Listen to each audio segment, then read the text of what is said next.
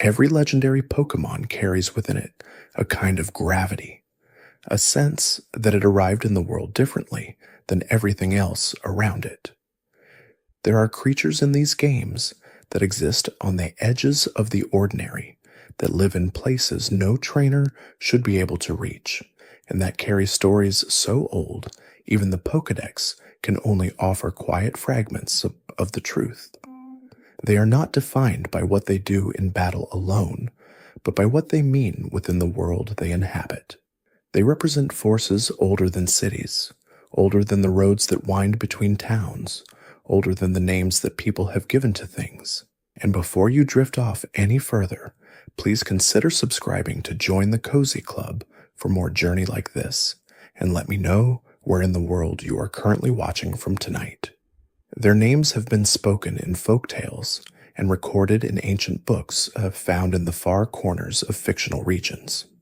Some of them were never meant to be understood, only encountered briefly on a mountain path or at the edge of a still lake, before disappearing again into the distances of myth.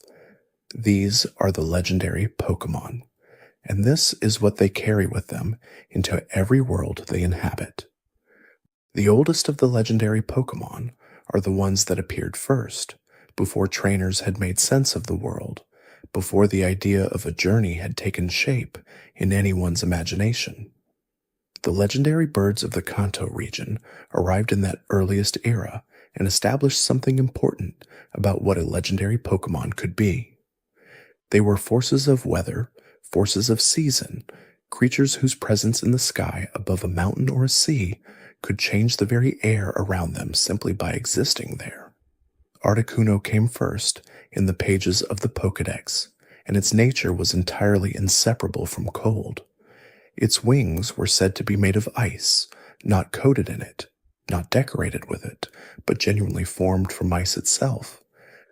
This made a kind of quiet sense for a creature whose defining ability was to cool the air around it, drawing moisture from the atmosphere and bending it into snow simply by being present.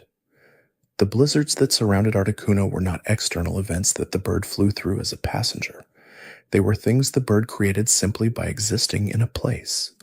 Pokédex entries gathered across many different games and many different years described how it would appear to travelers who were lost and doomed on high mountain passes, appearing at the edges of survival in a way that was simultaneously terrifying and beautiful. There was something elegiac about that particular detail, something that honored both the magnificence and the danger of extreme altitude. Articuno's Galarian form arrived much later in the story and carried different qualities entirely. Where the original bird turned the world cold and white and silent, the Galarian form moved through the sky on psychic currents, using its own mental energy to remain airborne rather than relying on any physical action of its wings. Its gaze was said to freeze opponents through a move known as freezing glare, which was not ice in the physical sense, but something colder still, a psychic stillness that could lock a living creature in place with nothing more than eye contact.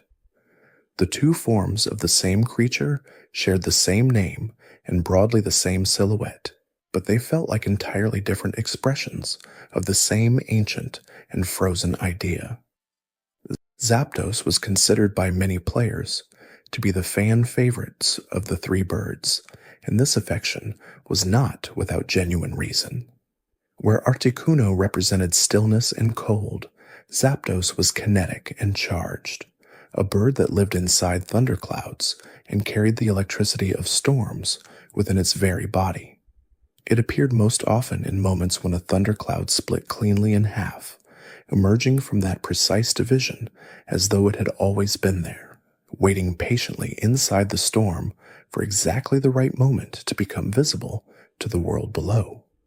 Some early Pokédex entries from the Pokémon Stadium games suggested it could summon thunderstorms simply by flapping its wings, though most later entries described a bird that lived within the storms more than it actively created them. The older mythology surrounding creatures like Zapdos often drew from the thunderbird, a figure from various indigenous traditions of the Americas, though the most direct reference in terms of design and concept pointed toward Raijin, the Japanese god of lightning, whose imagery appeared in the crackling crown of electricity the bird seemed always to be wearing. Its Galarian form traded electricity entirely for physical force. The muscles that defined Galarian Zapdos were far more developed and prominent than its Cantonian counterpart, and its legs, in particular, were described as powerful enough to destroy dump trucks with a single, well-aimed kick. The inspiration here seemed to reach toward the Roadrunner, a bird known for speed and ground movement, rather than for soaring flight.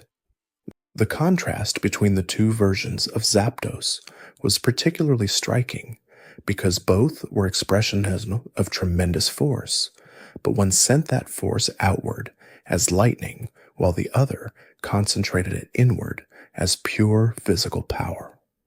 Moltres completed the trio and carried fire in its feathers, trailing embers and sparks as it moved through the sky above its volcanic home. Its earliest Pokédex entries emphasized a close connection to lava, describing how the bird could dip its entire body into volcanic pools to heal itself, regenerating through extended contact with extreme and elemental heat. Later entries shifted this imagery towards something gentler and more cyclical, associating Moltres with the arrival of spring and with the warming of the world after a long cold season. This change in the way the creature was framed was meaningful because it moved the bird away from the category of pure elemental threat and towards something more like seasonal rhythm, something that arrived at the right time of year and brought warmth back to a world that had grown cold. The most obvious inspiration was the phoenix of classical mythology, though Ho-Oh would later occupy that mythological territory more completely and compellingly. Moltres shared with that creature the idea of fire as something that renews rather than only destroys. Its Galarian form leaned emphatically in the opposite direction, its flames described as sinister, its presence leaving those it touched as burned-out shadows of their former selves. One final detail about the trio deserves a gentle mention before the narration moves further along. Their names were constructed in part from Spanish numbers, layered beneath the sounds of wind and electricity. Articuno carried uno within it, Zapdos carried dos, Moltres carried tres. It was the kind of detail that was perfectly easy to overlook and utterly impossible to unsee once noticed. A quiet numerical game running beneath the surface of names that otherwise sounded like they had been born from storm and speed. Mewtwo occupied a different and more complicated category from the birds, even though it appeared in the same generation and the same region. Where the birds were forces of nature whose presence shaped weather and season, Mewtwo was a force of intention, shaped entirely by what human beings had decided they wanted to achieve.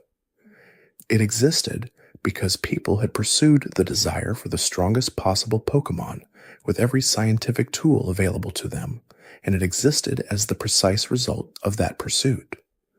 The origin was Mew, a creature whose genetic material contained within it the code for every Pokémon that had ever existed. Scientists, most likely including Mr. Fuji and Blaine of Cinnabar Island, gathered that extraordinary material and rearranged it, engineering it deliberately toward the production of greater and more concentrated power. The process succeeded in the narrowest and most technical sense. They created something extraordinarily powerful, but in the process of amplifying raw strength to such an extreme degree, something else was lost. Empathy departed. The capacity to feel connection to others faded away. What remained was a being that processed experience entirely in terms of battle and survival, a mind built for domination with no anchor in the gentler parts of what consciousness could be. Mewtwo eventually escaped the facility on Cinnabar Island, where it had spent its earliest existence, and found its way to Cerulean Cave. a location that already carried within it a sense of depth and forbiddenness in the world of the games. Its presence there became part of the landscape itself, a creature resting behind layers of obstacles, reachable only by trainers who had already demonstrated a certain level of mastery over their own journeys. The games implied there was only a single Mewtwo, though the anime and the manga eventually explored the idea of multiples, suggesting that the original scientific program might have left behind more than one result in its records. Mew itself came after in the order of discovery, though in the deeper logic of the world's biology it came before everything else. It was technically a mythical rather than a legendary, a distinction that mattered for certain formal purposes, but dissolved almost immediately in the experience of most players who simply understood it as one of the rarest and most significant creatures in the game's history. Its Pokédex entries established that it carried the genetic code of all Pokémon within its DNA, which explained both its extraordinary ability to learn almost any move and its close connection to Mewtwo. It was thought of as a kind of common ancestor, a creature from which all others had descended in some deep biological sense that the games never fully mapped out. The detail most often forgotten about Mew was how close it came to never existing at all. A developer named Shigeki Morimoto added it to the original Red and Green games after the debugging process had already been fully completed, just 2 weeks before the games were scheduled for release. Nintendo itself did not know it was there. It was not included in most promotional materials of the time, and it appeared nowhere in the original Pokerap. It was hidden and waiting, and when players eventually discovered it through glitches and through rumors passed between children on playgrounds, it became one of the most discussed secrets in gaming history.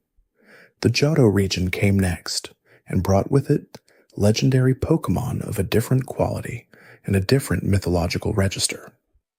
Where Kanto's legendaries had been forces of weather and of human ambition, Johto's were steeped in something older and more poignant, in grief and in resurrection, in the idea that even death could be transformed into something magnificent if the right presence witnessed it at the right moment. The legendary beasts began with a single act of tragedy. A tower in Ecruteak City was struck by lightning during a terrible thunderstorm and burned all the way to the ground. 3 Pokémon were trapped inside the burning structure and died in the fire. Ho-Oh arrived after the storm had completely passed and saw what the night had done. What it did in response to what it saw was the foundation on which the entire mythology of the beasts was built. It resurrected those 3 creatures, but it did not simply restore them to what they had been before the fire found them. It transformed them into something entirely new, something that carried within its very nature the element of the disaster that had ended their first lives. The lightning that had started the fire became Raikou. The fire itself, in all its consuming force, became Entei. The rain that had fallen against the flames throughout the night became Suicune. Raikou carried the storm in its body, not as a memory, but as a present and active fact. The cloud it seemed to wear across its back could release thunderbolts on demand, and its roar sent shockwaves through the air that sounded indistinguishable from rolling thunder. Its inspiration reached in multiple directions toward Raijin, the Japanese god of lightning, and potentially also toward the Nue, a chimeric creature from Japanese mythology whose composite nature matched something in Raikou's tiger-inflected design. Raikou went through many tiger-based design concepts during the course of its creation, which may have been part of the reason it appeared less frequently in promotional material and in adaptations than its 2 companions. Entei had its own movie, Suicune had its own game, and a central role in a different film. Raikou largely existed in the shadows of those achievements, waiting for recognition that the paradox form Raging Bolt eventually offered in later generations. Entei was said to represent the fire that had burned the tower down. Its Pokédex entries described how volcanoes erupted when it barked, which was a striking way of expressing the relationship between sound and geological event. The passion of magma was something Entei was said to embody rather than simply channel or direct.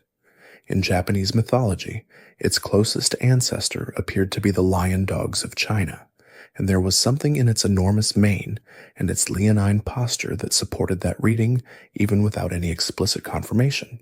Entei appeared in the third Pokémon film in a prominent role, though the version that appeared in that story was technically an illusion created by the Unovan, a projection rather than the genuine creature.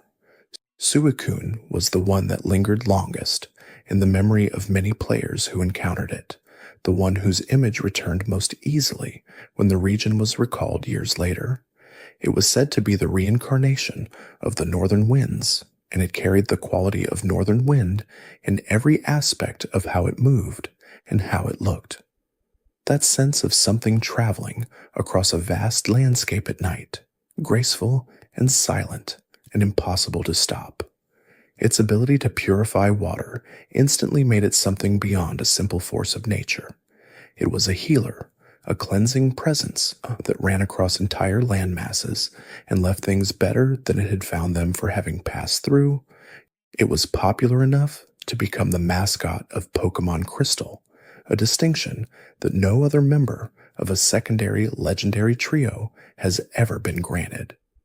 In that game, it made periodic appearances throughout the player's journey across Johto, as though it were watching from a deliberate distance before eventually being encountered at the top of the Tin Tower.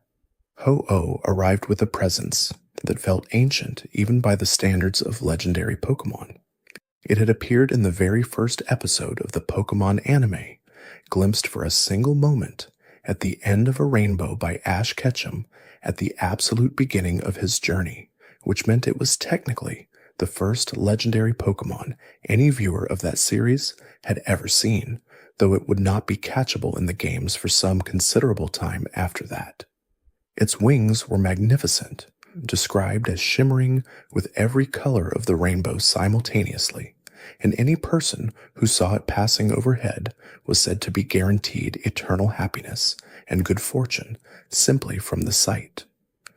Its ability to bring beings back from the dead was something the games referenced many times without fully explaining the mechanism behind it. The sacred ash it carried as a held item could revive up to 5 fainted Pokémon at once, which offered a mechanical representation of this extraordinary power in the logic of gameplay. But how exactly the resurrection of the legendary beasts had worked, what the process felt like from the inside, what it cost the creature performing it, remained one of the things the games left deliberately and permanently in shadow. Ho-Oh's inspirations were among the clearest of any legendary Pokémon, pointing directly toward the phoenix of global mythology, and more specifically, toward the Feng Huang of Chinese tradition and the Huma of Persian mythology.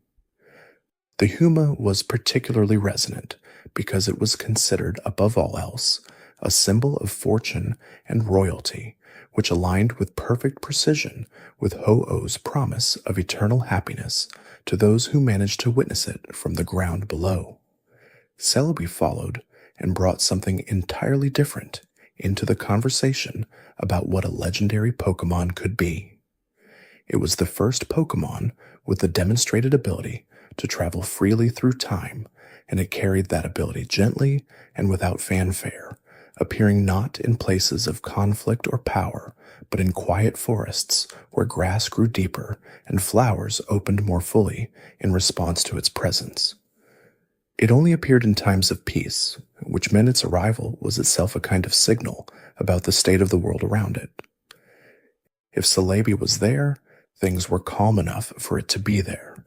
Its connection to the Ilex forest in Johto seemed particular and deliberate, rooted in a specific place in a way that most legendary Pokémon were not. but its Pokédex entries across different games suggested the forest it protected changed depending on which region it found itself in at any given moment, which made it something like a guardian that moved with the health of wild places, rather than staying rooted in a single location. It had once been tied to the GS Ball plotline of the anime, originally intended to be the creature contained within that mysterious object before that entire storyline was abandoned, along with the ball itself, leaving Celebi's canonical role in the anime to emerge later through a different story. The Hoenn region arrived in the gaming landscape with legendary Pokémon that felt larger in scale than anything that had come before them, where Kanto and Johto had dealt in forces that were powerful but still comprehensible within human frames of reference. The great legends of Hoenn dealt in forces that could literally reshape the physical surface of the world that had already done so before recorded history began. The legendary golems appeared first among Hoenn's legendaries, sealed in stone chambers, accessible only through ancient braille inscriptions that required decoding before any door would open. Regirock, Regice, and Registeel were among the most cryptic legendary Pokémon in terms of how a player encountered them, requiring a sequence of actions decoded from messages in a writing system no longer in common use, the kind of solution that felt like it belonged to mythology itself rather than to a video game puzzle. Regirock was perhaps the most visually recognizable of the three, its body assembled from rocks gathered from locations scattered across the entire world, which meant its physical form was a kind of geological record of places it had traveled before being sealed away. It could repair itself in the heat of battle simply by picking up stones from whatever ground lay nearby. Regice was extraordinarily cold in a way that went beyond simple description. Its body temperature of negative 328 degrees Fahrenheit or negative 200 degrees Celsius made it among the coldest substances conceivable. Its body had originally formed during the Ice Age, making it at minimum 11,000 years old, and that ancient ice could not be melted by anything that existed in the ordinary world. Even magma could not touch it in any meaningful way. The metal of Registeel was stranger still in its properties, harder than any known metal, and yet flexible enough to allow the creature full freedom of movement, which suggested it had either arrived from another world entirely or had been subjected to pressures so extreme and so sustained over so many thousands of years underground that it had been transformed into something without any ordinary classification. Its Pokédex entries for the Sapphire games noted explicitly that the metal was not of their world, which opened the possibility of a meteorite origin without closing off other readings. All three of the original golems had been sealed by people long ago, the exact methods of that sealing never fully documented or explained. They existed in their chambers, in a state that was neither sleep nor wakefulness, present within the world, but removed from its ordinary flow. The Lati duo brought a different quality to the Hoenn legendary roster, something more personal and more closely connected to the emotional texture of individual trainers' experiences. Latias and Latios were deeply paired creatures, sharing a dragon and psychic typing, sharing a stat spread where one's strength in offense was precisely the other's strength in defense, even sharing a held item in the Soul Dew that boosted both.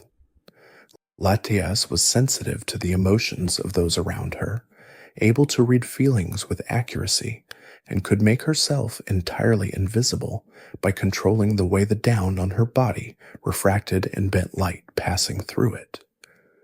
Latios could transmit images directly into the minds of those nearby, and understood human speech as fluently as any human. When he folded his wings tightly against his body and committed fully to speed, he could outpace jet planes in level flight. The weather trio arrived with a scope that overwhelmed everything else in the Hoenn region, and indeed most of what had come before them in the series as a whole. Kyogre and Groudon were described in mythology as the forces responsible for the very existence of the sea and the land respectively, creatures so powerful that their ancient conflict had shaped the physical geography of the entire world before any human being was alive to witness it. When Kyogre appeared, it expanded the sea through torrential rainfall that did not stop until it was satisfied. When Groudon appeared, it expanded land masses through the extreme heat and prolonged drought that followed in its wake. They had been fighting each other since before human memory began, a conflict that echoed the Hebrew mythological battle between Leviathan and Behemoth, two fundamental forces of nature locked in an opposition that neither could fully resolve. Primal Kyogre and Primal Groudon, introduced in the Hoenn remakes, returned these creatures to their original and most powerful states that could no longer be freely maintained in the current age, because the primal energy necessary for the transformation was no longer readily available in the atmosphere. Even swimming in her primal form, Kyogre expanded the seas around her by enormous and measurable amounts. Primal Groudon brought with it an absolute sun, a desolate land condition that no other weather phenomenon could counteract, a heat so total that water-type moves ceased to function entirely in the areas affected. Rayquaza occupied the space above both of them, living permanently in the ozone layer at an altitude where no ordinary creature could survive for any length of time. It had existed in that particular sky for hundreds of millions of years, sustaining itself by feeding on water particles and meteorites in the upper atmosphere, rarely if ever descending to the surface below. When Kyogre and Groudon's ancient conflict threatened once more to overwhelm the ordinary world, it was Rayquaza's appearance that ended the battle, its authority recognized even by creatures as powerful as the ocean and the land. In later games, it was revealed that Rayquaza needed a particular kind of meteorite material to be present within its stomach to achieve its Mega Evolution form, which connected it physically to Deoxys, a Pokémon it had been in conflict with for reasons related to the territory of the upper atmosphere. Deoxys itself was unlike any other legendary, originating not from the world below, but from the void of outer space. A virus exposed to a laser beam in space had mutated and developed into a consciousness, a Pokémon whose 4 different forms were each a different arrangement of the same basic cellular material to emphasize different qualities and capabilities. Attack form concentrated everything available into offensive power. Defense form built barriers capable of withstanding almost any assault.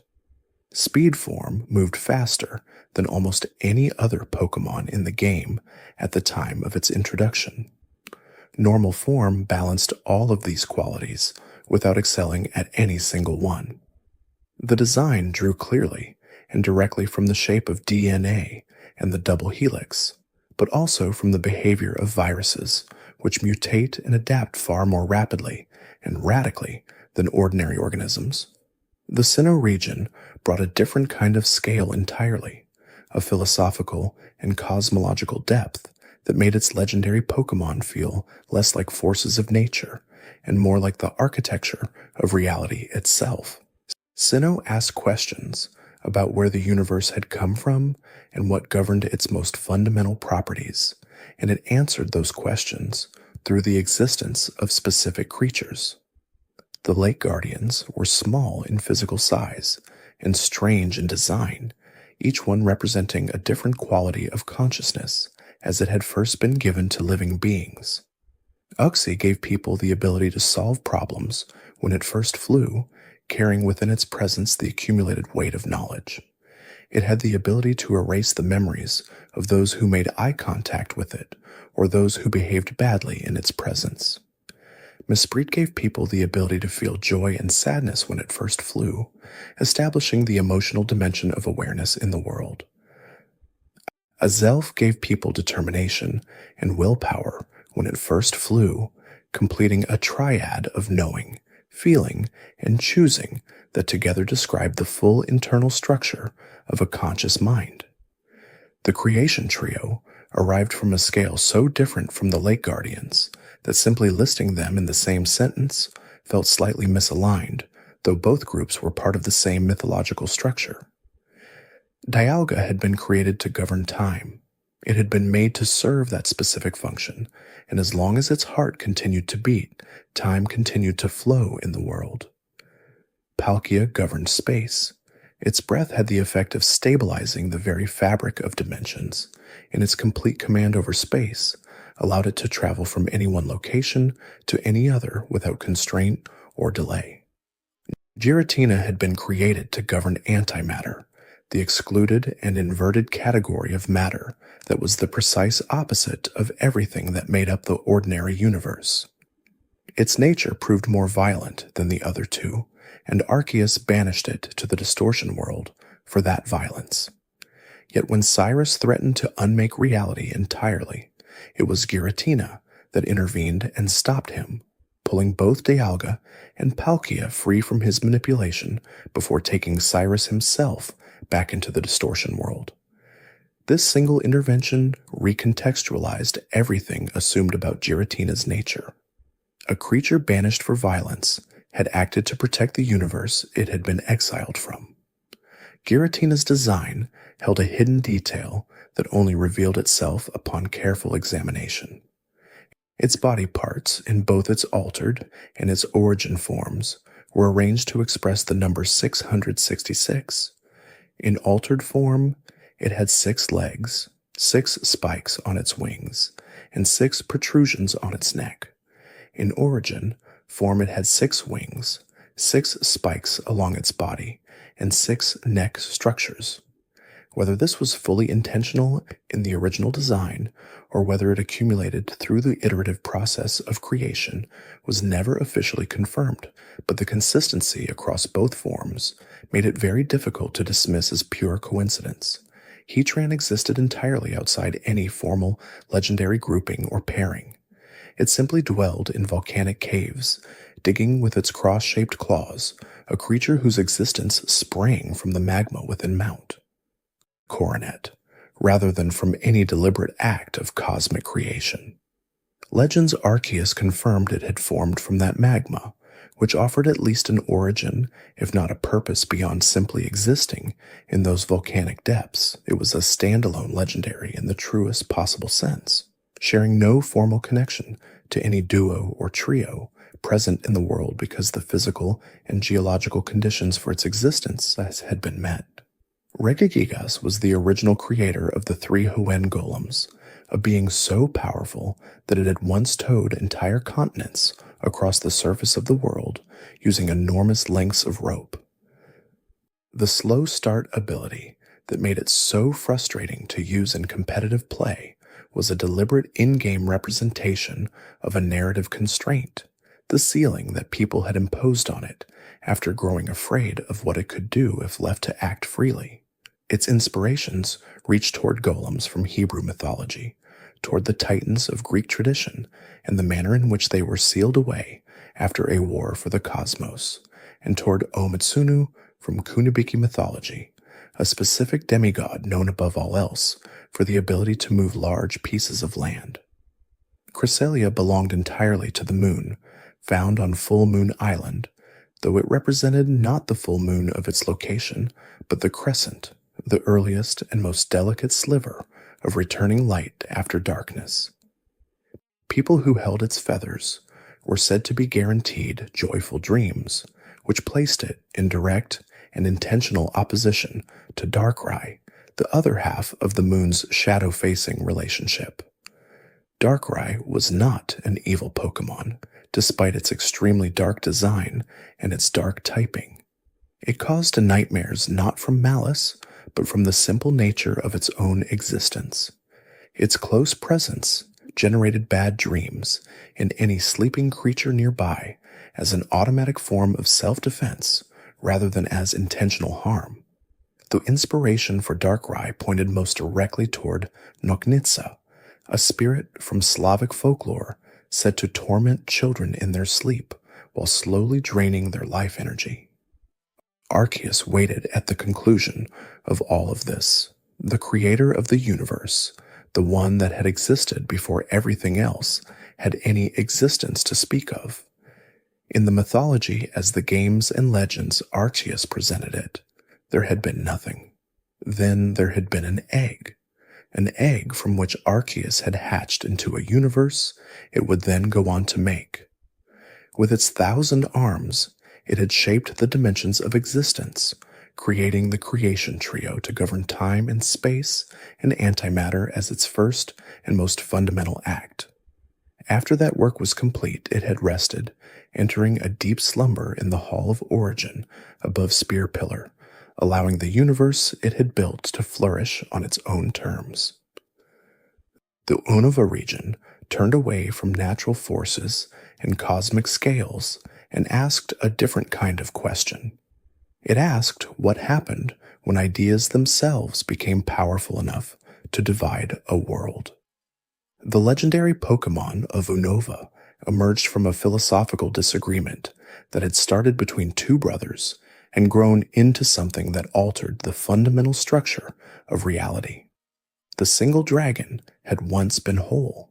It had accompanied the two brothers who founded the Unovan region, guiding and protecting both of them equally. One brother sought truth above all else. The other sought ideals. As their disagreement deepened and could no longer be contained between them, the single dragon split itself into two separate beings, Reshiram siding with the brother who sought truth and Zekrom siding with the brother who sought ideals.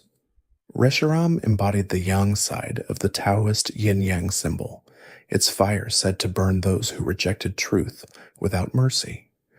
Zekrom embodied the yin side, its electricity said to destroy those who allowed righteousness to leave their hearts.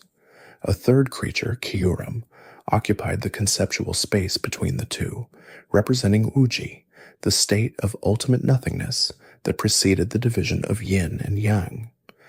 Whether Kyurem was a remnant of the original single dragon left over from the splitting, or something else that had arrived independently in a crashed meteorite, remained a genuine uncertainty in the lore, with evidence supporting both possibilities simultaneously.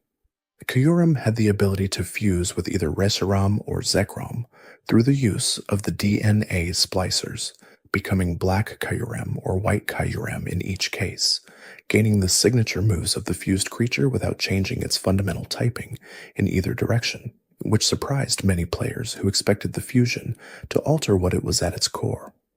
The Swords of Justice were a different category of legendary entirely, defined by action and protection rather than by cosmic symbolism or natural force.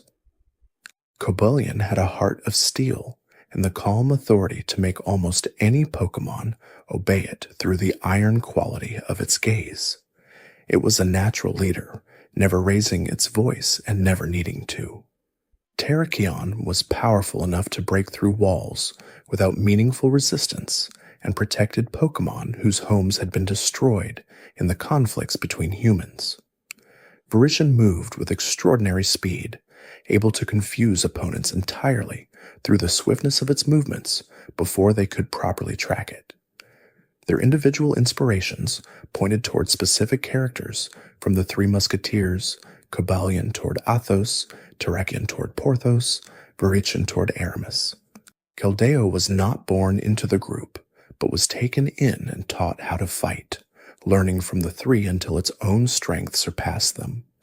In its resolute form, its horn grew sharper than anything else in the world, and its speed became something very close to absolute. Its inspiration reached toward the Kelpie of Scottish cryptozoology, and toward D'Artagnan, the fourth musketeer who joined what had been a trio and completed it. The Unovan genies moved through the sky above the ordinary world, each one embodying a different atmospheric force. Tornadus traveled at speeds reaching 200 miles per hour, creating powerful gusts from its velocity and from the enormous force it could expel from its tail. Thundurus fired lightning bolts that struck the earth below and reportedly enriched the soil at their landing points, an interesting characteristic for a creature otherwise associated with destruction. The two of them were in perpetual conflict with each other, forever fighting when they came into contact. Landorus mediated between them using the energy they collectively generated, channeling the combined forces of wind and thunder to grant extraordinary harvests to the lands it visited. Their Therian forms were based on 3 of the Chinese 4 auspicious beasts, requiring a 4th genie to complete the mythological set. Enamorus arrived in Legends Arceus to serve that purpose, its presence bringing winter's end and its Therian form corresponding to the black tortoise of the 4. Reshiram, Zekrom, and Kyurem were accompanied by mythical Pokémon that carried their own narratives. Meloetta was a music-based creature with the ability to control emotions through song, and it had 2 distinct forms that represented different performance traditions. Aria form was normal and psychic type and represented opera, the aria being a specific vocal style central to that art form. Pirouette form was normal and fighting type and represented ballet. Her hair in its resting state was shaped like a musical staff with 5 lines and 4 spaces, exactly as Western sheet music notation required. Genesect was something entirely different from any of these, a reanimated fossil Pokémon that had been altered by Team Plasma to become a weapon, a cannon installed on its back, changing it from what it once was into something designed for destruction. It could change the type of its signature move, Technoblast, by holding different drives, becoming electric, fire, ice, or water, depending on which was equipped. The ancient Pokémon that had become Genesect was widely suspected to have been related to Kabutops based on similarities in body structure, though the timeline of Kabutops' extinction made this difficult to confirm with certainty. The Kalos region built its legendary roster around fundamental questions of life and death, of balance and consequence, presented through 3 Pokémon whose relationship defined the stability of everything around them. Xerneas could share eternal life when its antlers began to glow, a power of staggering and almost incomprehensible scope. It was this power that had allowed the ultimate weapon to fire in the distant past, and that had brought Floette back to life after an absence measured in years. Its most obvious inspiration was Yggdrasil, the tree of life from Norse mythology, the world tree whose roots and branches connected all the realms of existence. Yveltal absorbed life energy and was fundamentally associated with death and the end of things, but not from any hostile or malicious intent. It and Xerneas maintained a necessary balance in the Kalos region, and when too much life energy accumulated in the environment, Yveltal was the force that restored equilibrium. Too much of either force would destabilize the ecosystem entirely, which meant Yveltal's function was as genuinely necessary as Xerneas's even when its appearance felt darker to contemplate. Both designs reflected the shapes of the letters they were associated with, Xerneas with the letter X and Yveltal with the letter Y. Sigarde existed as a collection of individual cells, each one too weak to be independently classified as a Pokémon. The cells coalesced around a Zagard core, gathering power as more cells were assembled toward a threshold. At 10% of its cells, Zygarde took the form of a dog that could run at over 60 miles per hour, quick and fang forward, with a possible mythological ancestor in Fenrir from Norse tradition. At 50%, it became a large serpentine form with compound-like hexagonal eyes that monitored the ecosystem for threats, described as hugely vicious toward anything that disturbed the balance it watched. At 100%, it stood upright with the power to overwhelm even Xerneas and Yveltal, the orifice at its chest capable of producing enough energy to eliminate almost anything it was aimed at. Hoopa's defining ability was the creations of wormholes, hyperspace holes formed by its rings that could transport people and Pokémon between entirely different dimensions. In its confined form, it was mischievous and curious, moving objects it liked to safe hidden locations. In its unbound form, the ring stretched for miles and had reportedly moved an entire castle across the Kalos region at some point before the events of the games. The unbound form had been sealed in a prison bottle for its destructive potential. Volcanion combined fire and water in its typing and generated enormous internal steam pressure, capable of expelling that steam with enough force to blow mountains away from their foundations. The Alola region built its legendary mythology around the concept of guardianship, around the relationship between a place and the creatures that chose or were appointed to protect it. But the guardians it described were more complicated in their natures than the simple title might suggest. The Tapu Quartet watched over the 4 islands of the Alola region, each drawing from the mythological traditions of Hawaiian culture. Tapu Koko, protector of Melemele Island, was fast and curious and quick-tempered, though it forgot its anger almost as rapidly as it formed. It would help those who truly needed it, even as it remained fickle with ordinary requests. Its inspiration pointed toward Kuka-Ilimoku, one of the 4 major Hawaiian gods, traditionally depicted with a covering of feathers. Tapu Lele, protector of Akala Island, was described in every single Pokédex entry as guiltlessly cruel, never offering specific examples of this cruelty, but never softening the assessment either. It was called Nature Incarnate, its apathetic quality mirroring the way the natural world creates and destroys without preference. Its scales healed those who touched them. Its inspiration reached toward Cain, the Hawaiian god associated with giving life to the first humans. Tapu Bulu, protector of Ula Ula Island, caused vegetation to grow wherever it traveled, but destroyed the Tapu village when the humans who lived there built a commercial establishment on land that violated its sense of what that space should be. It disliked fighting as a general matter, but became extraordinarily violent when specifically provoked, its most likely inspiration being Lono, the Hawaiian god of agriculture and natural growth. Tapu Fini, protector of Pony Island, maintained a permanent deep fog around itself and was described as genuinely disgusted with the history of humanity. Though it would still extend aid to individuals it judged worthy of receiving it. Its design drew from Kanaloa, the Hawaiian god of the ocean. Type: Null and Silvally occupied a particular space in the Alola roster. Type: Null had been created by the Ether Foundation as an attempt to build a fighting form capable of combating Ultra Beasts by recreating something with the plate-based adaptability of Arceus. All the models developed during the project had gone unstable during the programming of the RKS system and had to be fitted with limiter helmets that dramatically reduced their power to make them manageable. The evolution from type Null to Silvally happened through friendship alone, the bond between Pokémon and trainer being the one thing that could break the limiter and free what was beneath it. Silvally's RKS system allowed it to change its typing by holding different memory disks, a direct parallel to Arceus and its plates.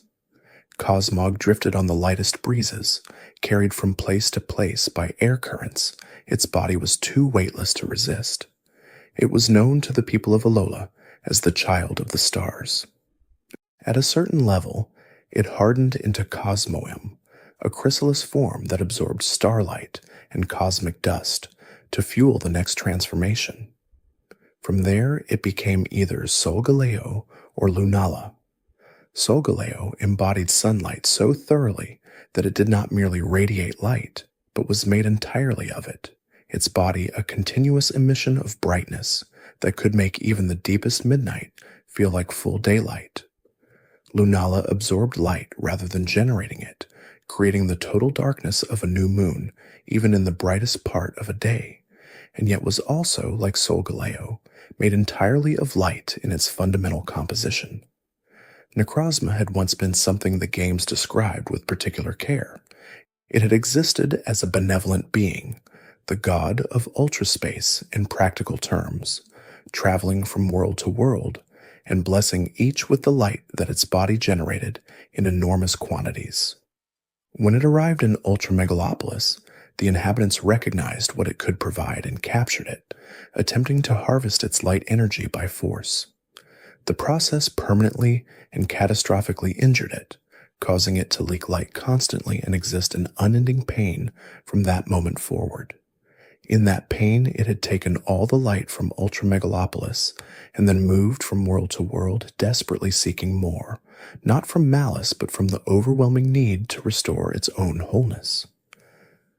Taking over, either Solgaleo or Lunala temporarily eased the pain because both creatures were made of light and could act as energy sources, but Necrozma seemed to lose control of them if it reached its true form, the Dawn Wings or Duskmane states, collapsing back into its basic, injured form once that control slipped. The Galar region told a story about a moment 3,000 years ago when a great darkness threatened to consume the land permanently. At the center of that story were two creatures that had acted to end the crisis before it reached its conclusion. Zacian carried a sword clamped in its mouth, the metal of the blade said to have been cut so many times that it had become sharper than anything else in the world. In its crowned sword form, holding the rusted sword, it gained the ability to raise its own attack stat every time it entered a battle, which in the original games made it so powerful that it had to be specifically adjusted going into future generations. Zamazenta carried its shield, formed into the very metal of its mane, the defensive counterpart to Zacian's offense. In its crowned shield form, it raised its defense stat every time it entered battle. Both drew their inspirations from Arthurian legend, Excalibur for the sword, and Pridwen for the shield. Eternatus had arrived in Galar 20,000 years before the events of the game in a meteorite, then slept peacefully and silently beneath the ground for 17,000 of those years. It woke 3,000 years in the past, which placed its awakening at roughly the same historical moment as the firing of the ultimate weapon in Kalos, a parallel that the games left implicit rather than explained. In its awakened state, it absorbed the energy of the land through the core in its chest, generating the Dynamax phenomenon across the entire Galar region and threatening to overwhelm everything until Zacian and Zamazenta intervened. Kubfu trained toward a transformation that required patience and genuine growth, both of mind and body, before the right moment arrived. The dojo scrolls kept by Mustard provided the specific pathway, and which scroll was read determined which of the two Urshifu forms the creature became. Single strike style was fighting and dark, its signature move Wicked Blow always landing as a critical hit. Rapid strike style was fighting and water, its signature move. Surging strikes, landing 3 consecutive critical hits. Both forms carried the ability Unseen Fist, which allowed physical contact moves to bypass the protection of Protect, making Urshifu one of the most consequential additions to competitive battle that the Galar region produced. Reguleke joined the Golem family as the creature with the highest speed stat of any Pokémon at the time of its introduction, sitting at 200, a living cluster of electrical energy whose rings helped regulate and limit what it contained. Regidrago was built from crystallized draconic energy and was said to contain within itself the powers of every dragon-type Pokémon. Calyrex had once ruled Galar entirely, the king of bountiful harvest, merciful and occasionally prescient enough to save a specific creature from a meteor strike it had foreseen. Over centuries, as human civilization developed its own methods of producing food and became less dependent on what Calyrex could provide, the power of the relationship between humans and Calyrex diminished until the creature itself became little more than a legend. Its full restoration of power required either Glastrier, the ice horse whose face mask was 100 times harder than diamonds, or Spectrier, the ghost horse that absorbed life force from the creatures it passed at night, sensing its environment through every means except sight. The relationship between Calyrex and its horses drew from the Irish legend of Brian Boru and the Puka, specifically from the detail of a special bridle that included material from the horse itself to establish the bond of taming. Zarude was feared in its forest for the aggression that defined its ordinary interactions with other creatures. But when vines were torn from its body, those vines contributed to the growth of the surrounding plants, making Zarude an inadvertent benefactor to the ecosystem it moved through. The Dada form had once cared for a human child, and that experience had softened something in it, introducing a tenderness that nothing in its ordinary life had ever reached. The Paldea region brought with it ancient creatures born of human moral failures, Pokémon that had manifested from emotions so intense and so sustained that they became entities capable of independent action. The treasures of Ruin had originated far to the east and been carried to a kingdom as objects of value in a merchant's collection. A king who valued wealth above wisdom purchased them. Though the treasures arrived dormant, his accumulated greed over time awakened them, and once awake, they destabilized the entire kingdom they found themselves in. They were eventually captured and sealed in 4 shrines across the Paldea region, with stakes driven into the ground holding the seals in place. Woqian, the Tablets of Ruin, had come into being from the grudge of someone who was punished for inscribing a king's evil deeds on wooden tablets. It drained the life force from vegetation wherever it traveled, capable of withering entire forests in the span of seconds. Qian Pao, the Sword of Ruin, controlled over 100 tons of snow at once, causing massive avalanches through what the Pokédex described with a kind of dark humor as simple playfulness. It embodied the hatred that had been directed at the sword hanging from its mouth. Ting Lu, the Vessel of Ruin, had a head so heavy that pressing it against the ground could create ravines 160 feet deep. It embodied the fear that had been poured into the vessel it wore. Qi Yu, the Beads of Ruin, could control flames burning at over 5,400 degrees Fahrenheit, swim through lava without consequence, and embodied the envy that had resided in the beads, whose history had caused multiple conflicts across generations. All 4 drew their inspirations from the 4 perils of Chinese mythology. Koraidon and Miraidon were the great mascots of the Paldea generation, connected through their relationship to Cyclizar in ways the games left deliberately uncertain between 2 different explanations. Koraidon was the ancient prehistoric form the Winged King described in the Scarlet Book. Miraidon was a possible future evolution, the Iron Serpent of the Violet Book. Both took obvious and deliberate inspiration from motorcycles, their bodies capable of movement modes that made the comparison something between homage and transformation. Terrapagos had been trapped underground by earthquakes that may have been its own doing, its stellar form so powerful that simply maintaining it caused deep cracks to form in the surrounding earth. Believed extinct as a result, it had been described in the Scarlet and Violet books as a floating planet, which the creature's stellar form made entirely believable. Its inspirations included the rainbow-shelled turtle of Japanese folklore, the monogame whose 10,000-year lifespan had grown a tail of seaweed, and the world turtle of ancient traditions found across multiple cultures. Pecharunt generated poisonous mochi from within its shell and shared it with Pokémon and people, binding those who consumed it to its will. Its inspiration reached toward both the story of Momotaro and the Peaches of Immortality from Chinese mythology. There was something that became clearer the longer you sat with these creatures and their individual stories, something about what it truly meant for a thing to be legendary in the first place. It was not simply about power, though many of these creatures possessed power on a scale that ordinary Pokémon could not approach in any meaningful way.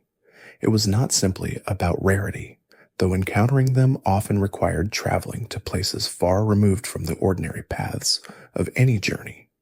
What made a legendary Pokémon legendary was the sense that it occupied a specific and entirely irreplaceable position in the structure of its world. Articuno was not simply a cold bird that happened to live on mountains. It was the cold that warned travelers they had traveled too far from safety. Kyogre was not simply a very large water type that lived in the ocean.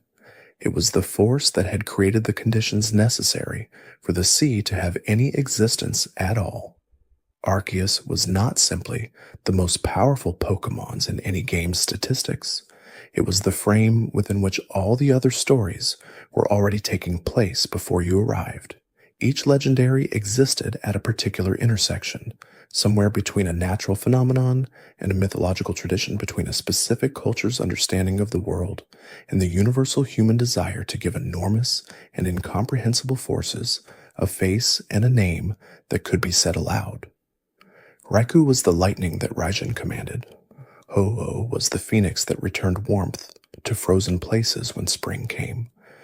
Reshiram was the philosophical truth that one brother chose stood over every other possibility. Zygarde was the ecological balance that watched from below while everything else was happening above.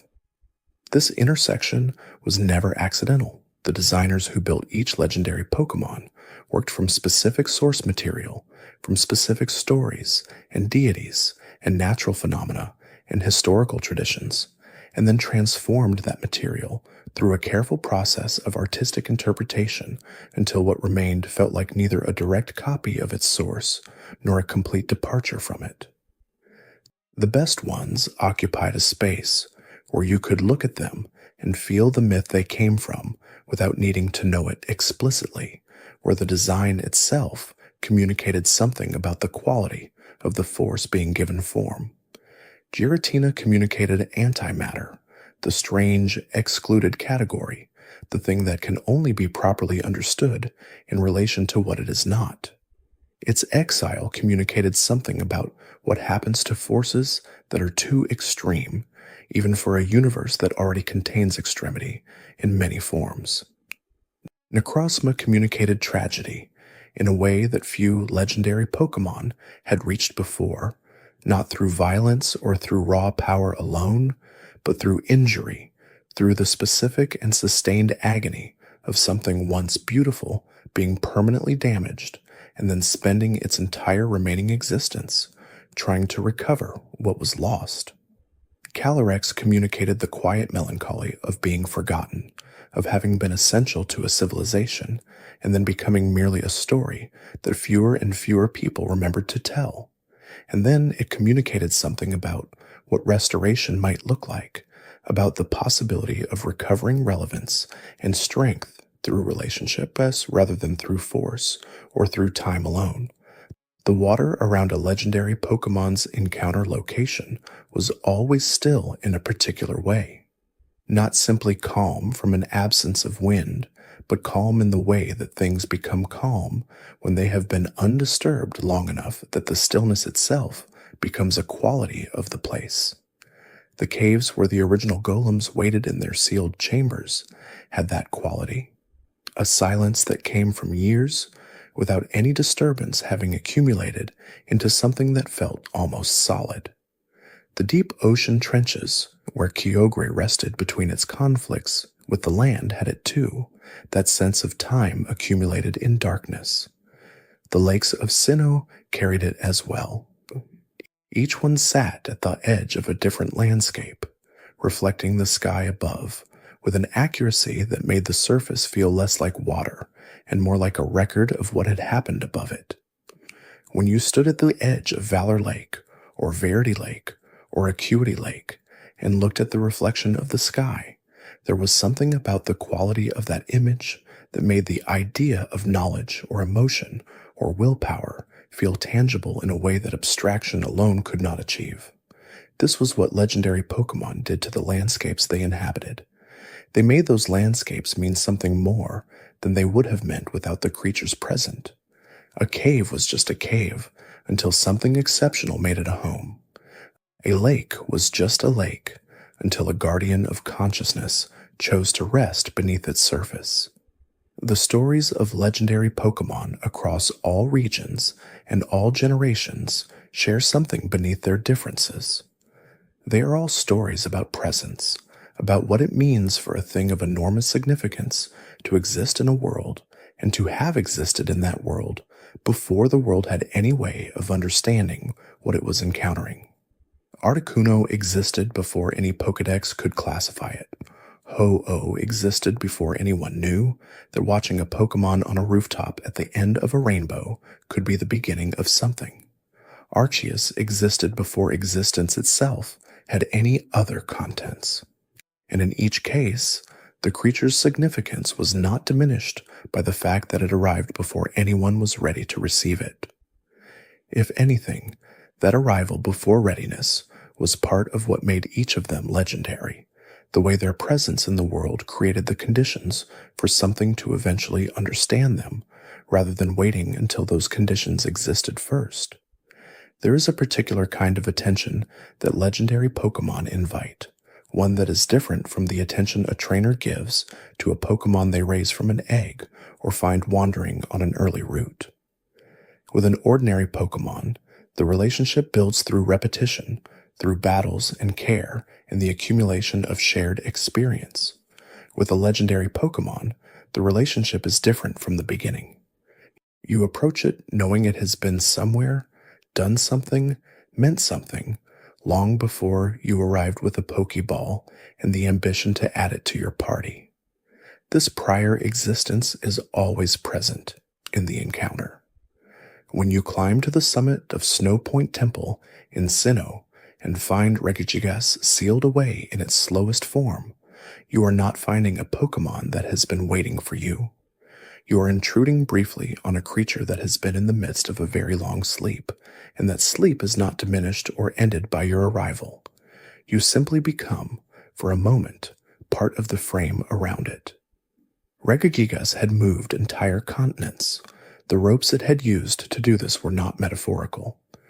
They were physical ropes, and the continents were the same continents that the world of Pokémon stood on, which meant that the geography of every region was partly a consequence of this creature's labor. The slow start ability that made it so frustrating in competitive play was the in-game representation of what it meant to wake something this old and this powerful from a very long sleep. It was not broken. It was simply not yet finished waking up. The weight of a creature like that was something you felt differently in different moments. During the encounter itself, the pragmatic concerns of battle occupied most of the attention. But before the encounter, standing in the silent temple, looking at the stairs descending toward the sealed chamber, there was a space where the weight could be felt without any particular task to interrupt it. This was true of many legendary encounter locations. The entrance to the seafloor cavern had it. The approach to the sky pillar had it. The Hall of Origin had it entirely, in a way that was different from almost anything else in the series. You approach through Spear Pillar, a location already marked by the encounter with the Creation Trio, already carrying the weight of what had happened there, and then you continued upward into a space that the game suggested contained something that had made everything below it. It was worth spending time with Lugia specifically, because Lugia's story was one of the more interesting cases in the legendary Pokémon history from a development perspective. Lugia had not originally been designed for the games at all. It had been conceived for the second Pokémon movie rather than for Gold and Silver, and the evidence for this remained visible in how the mythology of Johto had been structured. Ho-Oh was originally intended to be the sole legendary of that region. Lugia arrived later in the development process, as the 1999 demo made clear. The original designer of Lugia, Takeshi Shudo, had written the creature as a maternal figure and envisioned it as the creator of all life on Earth. The design and narrative were later changed by others involved in the project, and Lugia became the guardian of the sea rather than a creator deity, given Amory representation in the film with a corresponding voice, a change the original creator vocally disagreed with and later expressed regret about publicly. The Lugia that reached players through the games and the film was a guardian defined by restraint. Its wings were so powerful that a single full flap could cause a storm lasting 40 days. Even a light fluttering of those wings could destroy a house, and precisely because of that, Lugia chose not to fly. It slept at the bottom of the ocean, keeping that power as still as possible so that its presence in the world did not constantly cause harm simply by being active. There was something profound in that image, the strongest thing choosing to be the quietest thing, not from weakness, but from a clear understanding of what its strength could do. Shadow Lugia, its form in Pokémon XD, Gales of Darkness, was the opposite of all of this. The ultimate shadow Pokémon, described as the most powerful corrupted form ever created. It was impossible to transfer out of that game without first purifying it, which meant the darkness was not a costume but a state, something that had to be undone rather than simply removed. The legendary Pokémon of Sinnoh's mythical roster added their own threads to what the region's larger legendaries had established. Manaphy was highly sensitive to the environment it found itself in, more deeply affected by its surroundings than most Pokémon. It bonded naturally with almost any creature it encountered, and its body was composed of approximately 80% water. The one truly distinctive thing about Manaphy in terms of gameplay and lore was its ability to produce a different creature altogether through the ordinary process of reproduction, the child it produced being Phione rather than another Manaphy. Phione enjoyed warm water, floated on the sack atop its head, and that was roughly the extent of what the games ever said about it. Shaman was a small hedgehog that purified its environment continuously, able to expel toxins from the area immediately around it at any time. When it came into contact with the Grassidea flower, it transformed into its sky form, becoming more playful and more courageous in that state. The sky form reverted to the land form if night fell or if it was frozen, though as a grass-flying type the freezing scenario was rarely the concern. The inspiration for Shaman was relatively simple, a hedgehog or a reindeer carrying elements of growing things, without a particularly clear mythological root. The mythical Pokémon of the Hoenn region occupied spaces in the roster that expanded what the region's major legends had established. Jirachis slept for 1,000 years at a time inside a cocoon of crystal, and during the 7 days it was awake, it could grant wishes. The 1,000-year sleep was as fundamental to its character as the wish-granting ability, because the wishes only came in those brief windows between enormously long silences. Deoxys had already been discussed in relation to Rayquaza and the upper atmosphere, but it was worth returning to the strangeness of its origin. A virus in space had encountered a laser beam and been transformed by that encounter into something with consciousness. This was one of the most unusual origin stories in the legendary Pokémon roster, not drawing from mythology or folklore, but from science fiction, from the idea that consciousness could emerge under the right conditions, in the right environment, even if those conditions were nothing like the ones that produced ordinary life. Its 4 forms were each a different optimization of the same basic living material, which made it less like a creature with multiple moods and more like a single equation with multiple solutions. The Alolan region's mythical roster brought its own textures to the region's legendary mythology. Marshadow moved through the shadows cast by other creatures, watching how they moved and fought, copying their techniques through a process of observation and mimicry so precise that it replicated even the muscular responses underlying each movement.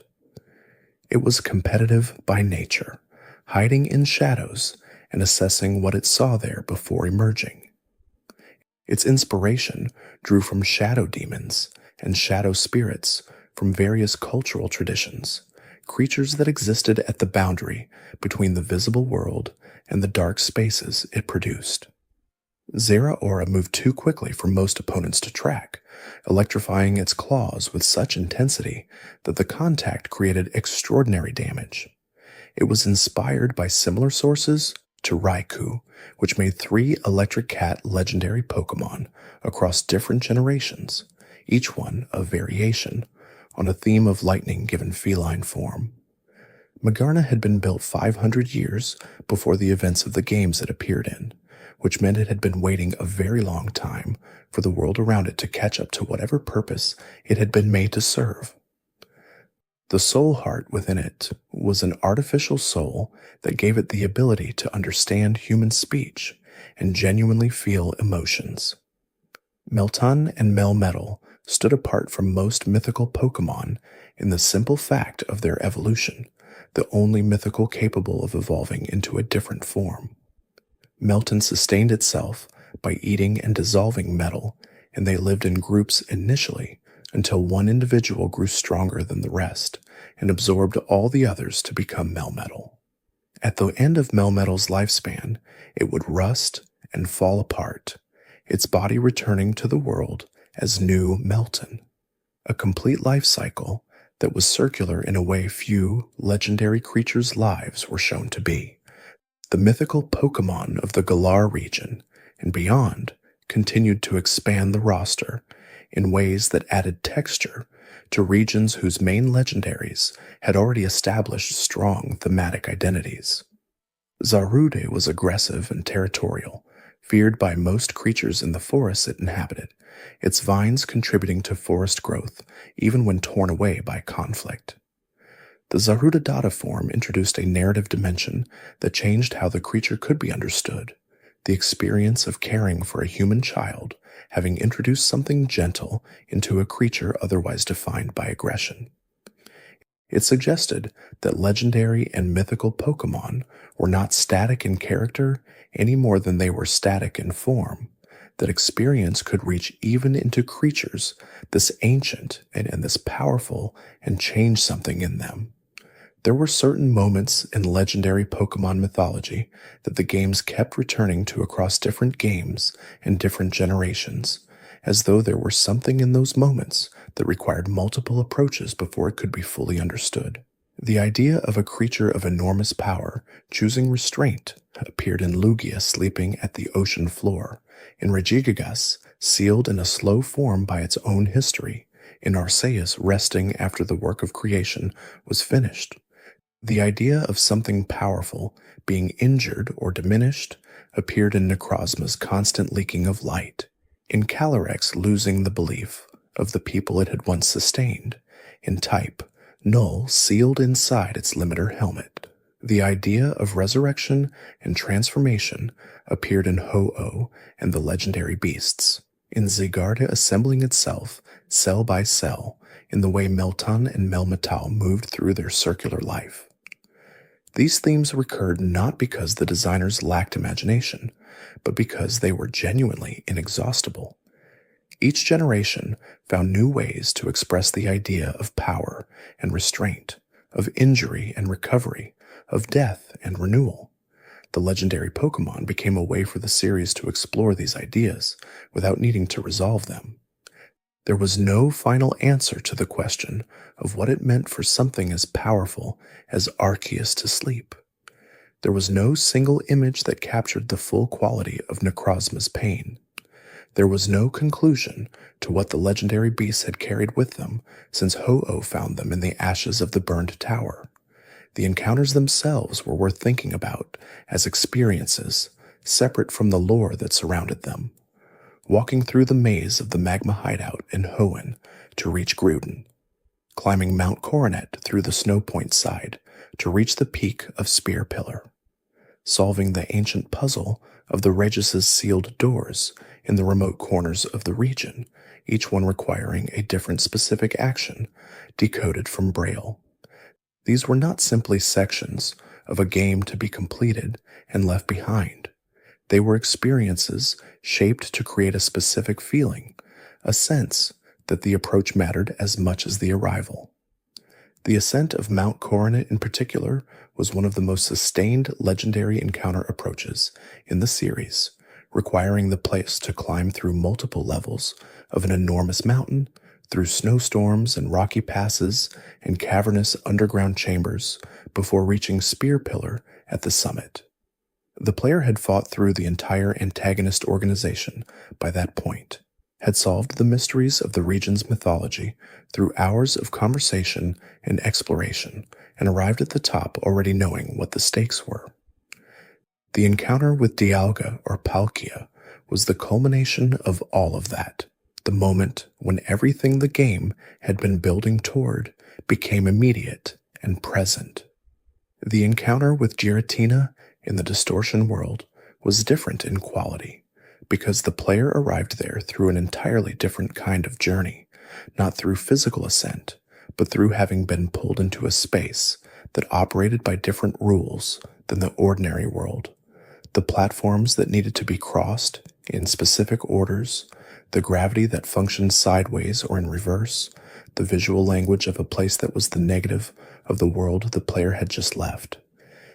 These design choices created a sense of genuine disorientation that made the encounter with Giratina at the end feel like it had been earned in a specific and unusual way.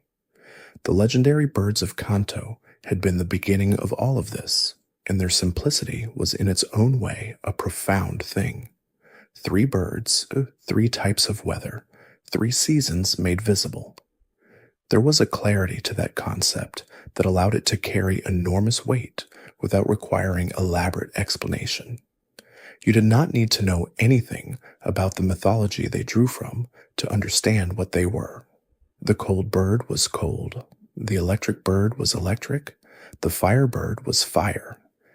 And yet that simplicity was built on foundations that stretched into Japanese mythology, into global traditions of elemental birds and elemental forces, into a design sensibility that understood how to make the familiar feel mythological and how to make the mythological feel intimate. They had appeared in a generation of games before anyone was fully sure what Pokémon would become. They existed in those early games as the horizon of what was possible, the most powerful and most mysterious things a player could seek. And the fact that they remained in memory so clearly, decades later, the cold bird appearing at the edge of a mountain to a dying traveler, the electric bird waiting inside a split thundercloud, the fire bird carrying spring in its wings, suggested that the simplicity had been a choice that understood something true about how creatures like this needed to work. The legendary Pokémon that came after them built on what they established, adding complexity and mythology and narrative depth. But the birds remained at the beginning of the history as a reminder that the most fundamental version of the idea was still profound. A creature that embodied a force of nature so completely that it was not just associated with that force, but was that force present in the world in the form of something with wings and awareness and a history longer than any trainer's journey. The sky above Hoenn held Rayquaza in a vigil that had been going on since before the first human civilization. The ocean trenches below the seafloor cavern held Kyogre in a sleep that had lasted since it and Groudon had exhausted themselves fighting. The sealed chambers in the remote corners of Hoenn held 3 ancient golems in a stasis imposed by people who could no longer remember exactly why they had imposed it. All of these creatures were waiting, not for anything specific, not for a trainer who would arrive to release or encounter them, but simply in the way that things of very long duration wait, which is to say without any particular awareness of waiting, simply continuing to exist in the form appropriate to their nature at that time. This was the quality that made legendary Pokémon feel different from anything else in the games. They were not waiting for the player. The player arrived to find them already in the middle of something, a very long something, and the encounter was a brief interruption of that something rather than its conclusion. After the encounter, after the ball was thrown and the creature was caught or fled or stayed, the place itself remained with its particular quality intact, the cave still silent, the lake still reflective, the mountain still cold. The relationship between legendary Pokémon and the regions they inhabit was never coincidental. The designers of each generation thought carefully about what kind of legendary landscape would serve the broader identity of the region they were building, and the result was that each generation's legendary Pokémon reflected something true about what the region itself was about. Kanto was the first region, the beginning of everything, and so its legendary Pokémon were elemental and foundational, birds of weather. A creature engineered for power by those who reached too far. A small pink creature from which all life descended. There was a directness to Kanto's legendary mythology that felt appropriate to a region that was establishing the rules rather than adding complexity to them. Every legendary Pokémon that came after these drew on what they established. Johto was a region of tradition and mythology, full of old buildings and ancient rituals, and the sense that the culture of the place had deep roots. Its legendary Pokémon reflected this by reaching towards stories of resurrection and covenant, of creatures brought back from death by the intervention of a divine bird, of a time traveler who only appeared when the world was at peace, of a guardian of the sea who found the chaos of its own presence so dangerous that it chose to sleep rather than move. The legendaries of Johto felt like they came from a tradition of storytelling, from a culture that had been telling these stories for generations. Hoenn was a region of extremes, of enormous amounts of water and volcanic land, of ecological drama and geological scale. Its legendary Pokémon operated at the scale of the world's physical surface, literally responsible for whether the oceans or the continents were larger. Nothing in Hoenn's legendary mythology happened at a small scale. Even the golems, sealed in their remote chambers, were creatures that had been sealed because people feared what they could do to the landscape if left unconstrained. Sinnoh was philosophical, a region built around questions of time and space and the origins of consciousness itself. Its legendary Pokémon were correspondingly abstract, governing the fundamental properties of reality rather than the surface features of weather or geography. The Creation Trio and the Lake Guardians were expressions of the universe's deep structure and the mythological tradition they drew from, reaching into Taoist and Shinto and other cosmological frameworks, reflected a region that was asking the largest questions it could formulate. Unovan was a region defined by its relationship between ideals in the world that acted on those ideals, and its legendary Pokémon embodied the philosophical tension that grew from a disagreement between two brothers who loved the same thing differently. The single dragon that became two, truth and ideals, separating from a unity into permanent opposition, was the kind of mythological story that required an entire region's worth of context to properly tell. Kalos was a region of beauty and destruction in equal measure, built on a history of a weapon that had sacrificed enormous life for a single life, and its legendary Pokémon occupied the balance point between those forces. Life and death as complementary governors rather than opposites, each one restoring what the other had disrupted, neither one able to function properly without the other in place. Alolan was an island region, a place of culture and identity, and the particular quality that comes from being surrounded by water and defined by that situation. Its legendary Pokémon reflected both the Hawaiian mythological traditions that inspired the region and the cosmic scale introduced in the Sinnoh era, combining protective deities tied to specific places with light-based entities that moved through dimensions and suffered injuries that could not be healed in ordinary ways. Galar was a region built on a history of crisis and heroism, of a darkest day survived through specific acts of protection, and its legendary Pokémon embodied the sword and the shield of that history literally. The creatures that had saved the region were the same creatures you encountered in the game, which meant that the mythology was still active, still relevant, still connected to the present moment in a way that was different from the ancient sealed golems or the sleeping ocean titans. Paldean was a region of exploration and discovery, of going further than anyone had gone before, and finding things that complicated every assumption, and its legendary Pokémon reflected this by being deeply connected to the consequences of human desire. The treasures of ruin had been awakened by greed. The mascot legendaries were mysterious, beyond what the games could fully explain. The ancient turtle existed in a prehistoric form long thought extinct. Each region and each generation added a layer to what legendary Pokémon could be, and the accumulation of those layers across the entire series created a kind of mythology that grew more complex and more resonant the more completely you knew it. There was a question worth sitting with quietly as the narration moved toward its end, one that the existence of legendary Pokémon naturally prompted, but that was rarely asked directly.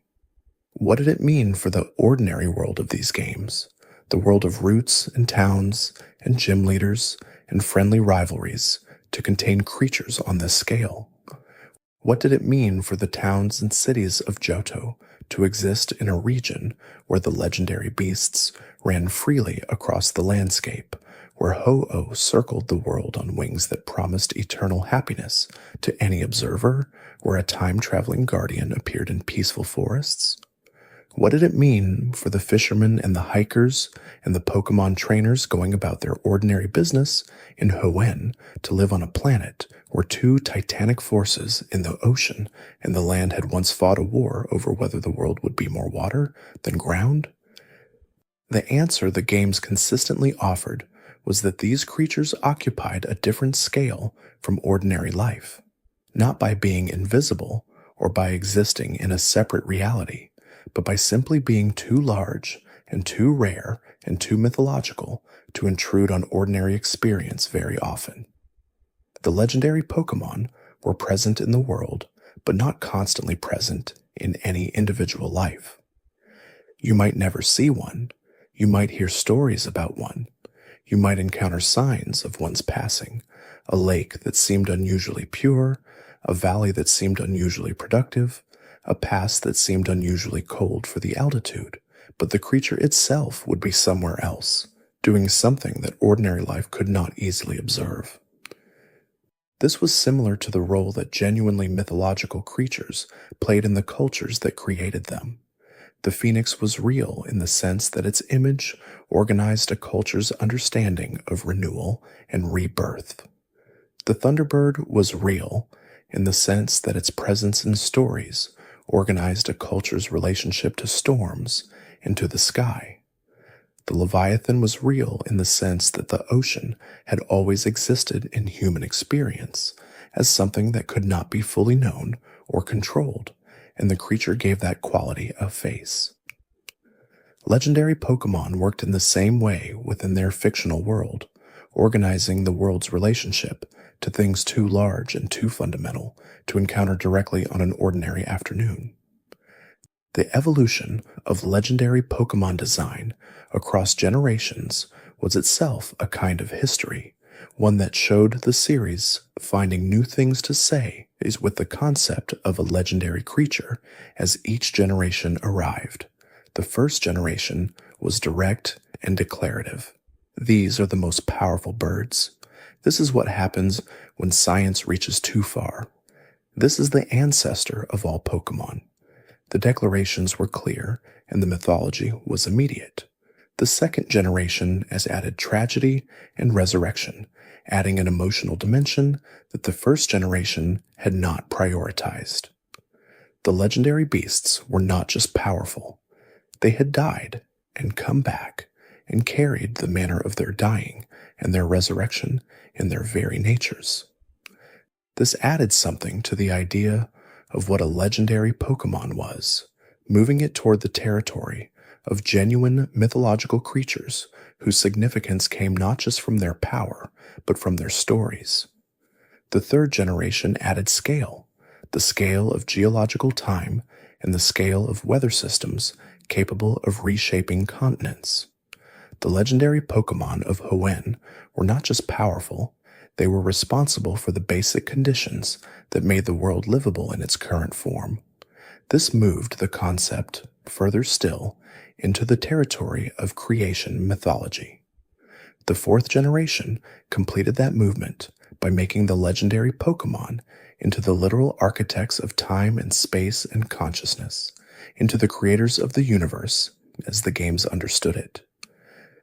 This was the furthest the concept had traveled from the birds on the mountain and the engineered creature in the cave, and it marked a kind of culmination of a particular direction the concept had been moving in. The fifth generation then turned inward, using the legendary Pokémon to explore philosophical questions about truth and ideals, rather than cosmological questions about the structure of the universe. This represented a new direction, using the scale and significance that legendary Pokémon carried to explore ideas rather than forces. Subsequent generations continued to find new directions, reaching into different mythological traditions, different scales of storytelling, different kinds of significance. The Tapu Quartet were local deities in a way none of the earlier legendary Pokémon had quite been, connected to specific islands and specific cultural traditions in a way that made them feel both grounded and mythological simultaneously. The treasures of ruin were the consequences of human emotional failings given physical form, which brought a moral dimension to the legendary Pokémon concept that was different from anything that had come before. Through all of these directions and all of these generations, the core thing that made a legendary Pokémon legendary remained consistent. It was the sense that the creature occupied a position in the world that was entirely its own, that its existence made the world different than it would have been without that existence, and that encountering it meant briefly touching something that had been part of the world's story since long before any trainer arrived to participate in it. There were moments in legendary Pokémon mythology that existed almost entirely in implication, details so briefly mentioned in Pokédex entries or in NPC dialogue that they felt more like glimpses than full accounts, but that stayed in the mind precisely because they were incomplete. The detail that Ho-Oh's wings were magnificent enough that anyone who saw it was granted eternal happiness was one of these. What did eternal happiness feel like? What happened to a person who had been granted it? Did they know they had been granted it, or did it simply become the texture of their experience, indistinguishable from having always been happy? The games never said. The mythology moved on to other things. The detail that Arceus had shaped the universe with its 1,000 arms was another. Where were those arms now? Were they still present, folded away somewhere in the Hall of Origin, or had they been transformed into the form Arceus wore in the games? The mythology gestured at this and left it unresolved. The detail that Suicune was the reincarnation of the northern winds was another. What did it mean to reincarnate a wind? What was the northern wind before it became Suicune? And what was Suicune before it was struck by lightning in the burning tower and died, and was reborn as something that carried the wind's quality within it? The Pokédex entries moved on without addressing this. These gaps were not failures of world building. They were, in the way that good mythology always operated, the spaces where imagination could do its most productive work.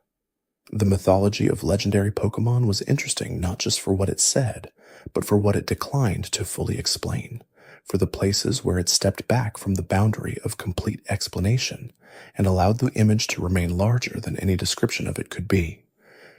Giratina governing antimatter in an exile that was simultaneously a punishment and a position of responsibility. Necrozma traveling from world to world in pain, taking light that it could not hold, trying to become whole again. Reshiram's fire burning those who rejected truth, which raised the question of how fire could know what had been rejected and what had not. Zygarde monitoring the ecosystem from below while assembling itself cell by cell, each cell a small thing individually, the organism that resulted from their combination, an entirely different order of being.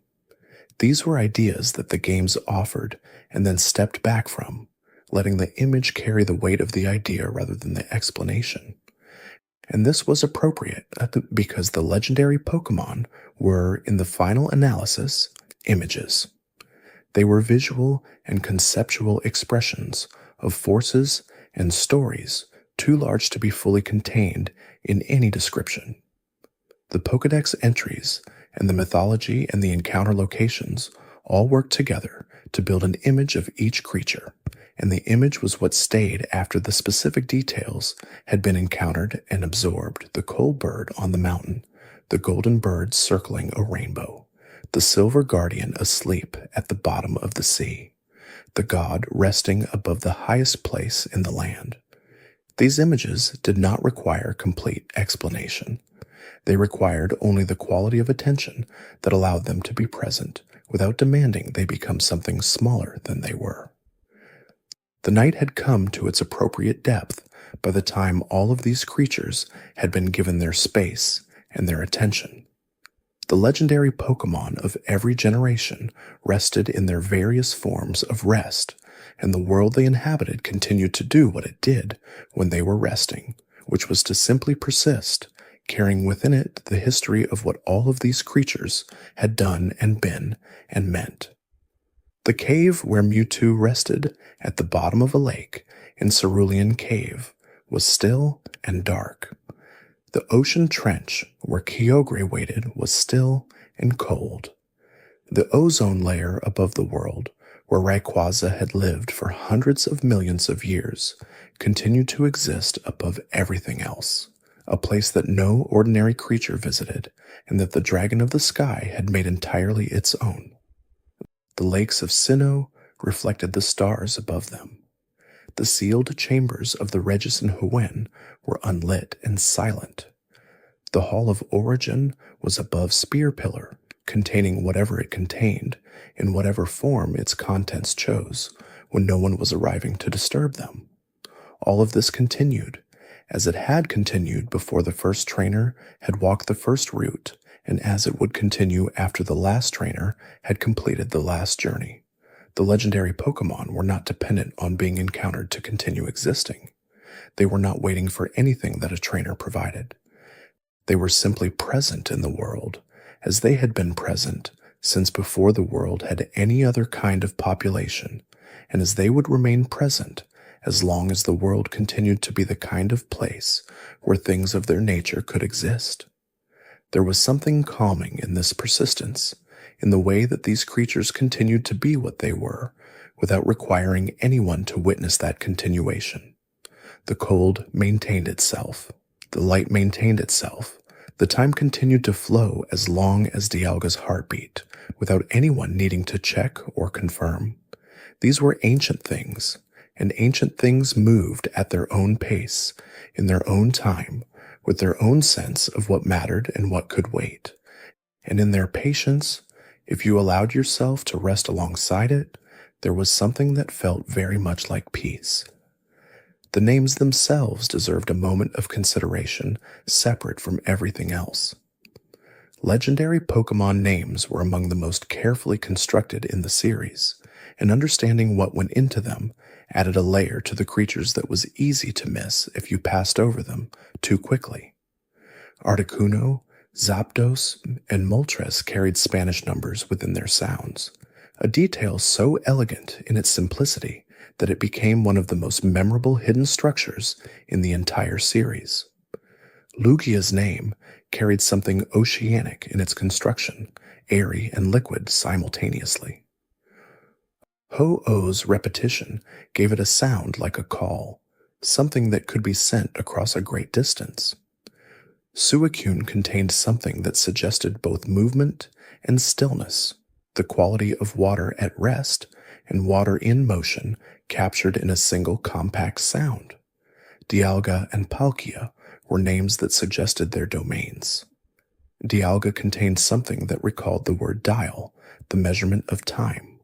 Palkia contained something that touched the quality of dimensions expanding. Giratina contained within it a sense of turning, of the movement that antimatter implied. Arceus carried within it the sound of arc, the ancient Greek concept of origin and first principle, which was entirely appropriate for the creator of everything. Reshiram's name suggested brightness and warmth. Zekrom suggested darkness and depth. Kyurem contained something that touched the quality of emptiness, the void that Wuji described. Xerneas and Yveltal were literally the shapes of their names, the letters X and Y given biological form, which was a design decision so clean it almost felt inevitable once you noticed it. These were names constructed to carry meaning at multiple levels simultaneously, readable as pure sound, as encoded reference, as visual shape in the case of the Generation 6 legendaries, as mythological connection in the case of creatures whose names echoed the deities and traditions they drew from. The care that went into them was itself a form of respect for what these creatures were meant to represent. The Pokédex entries themselves were worth considering as a form of literature, however compressed and constrained.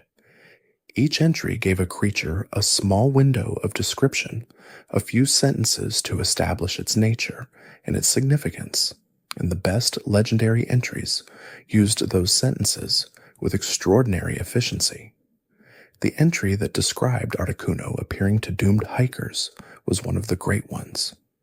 It said almost nothing explicitly about Articuno's character or motivation, but it placed the creature at a precise emotional and physical location, the edge of survival on a cold mountain, and in doing so communicated something about what this bird was that no amount of stat numbers or type advantages could approach.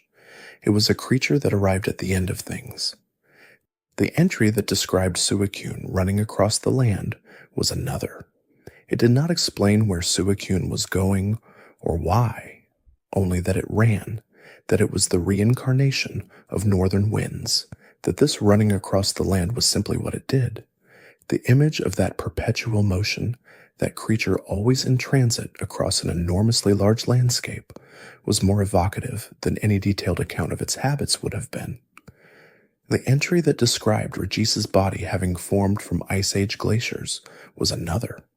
11,000 years old at minimum, formed in conditions that no longer existed in the world, the oldest ice in a world that had warmed significantly since the age of its making.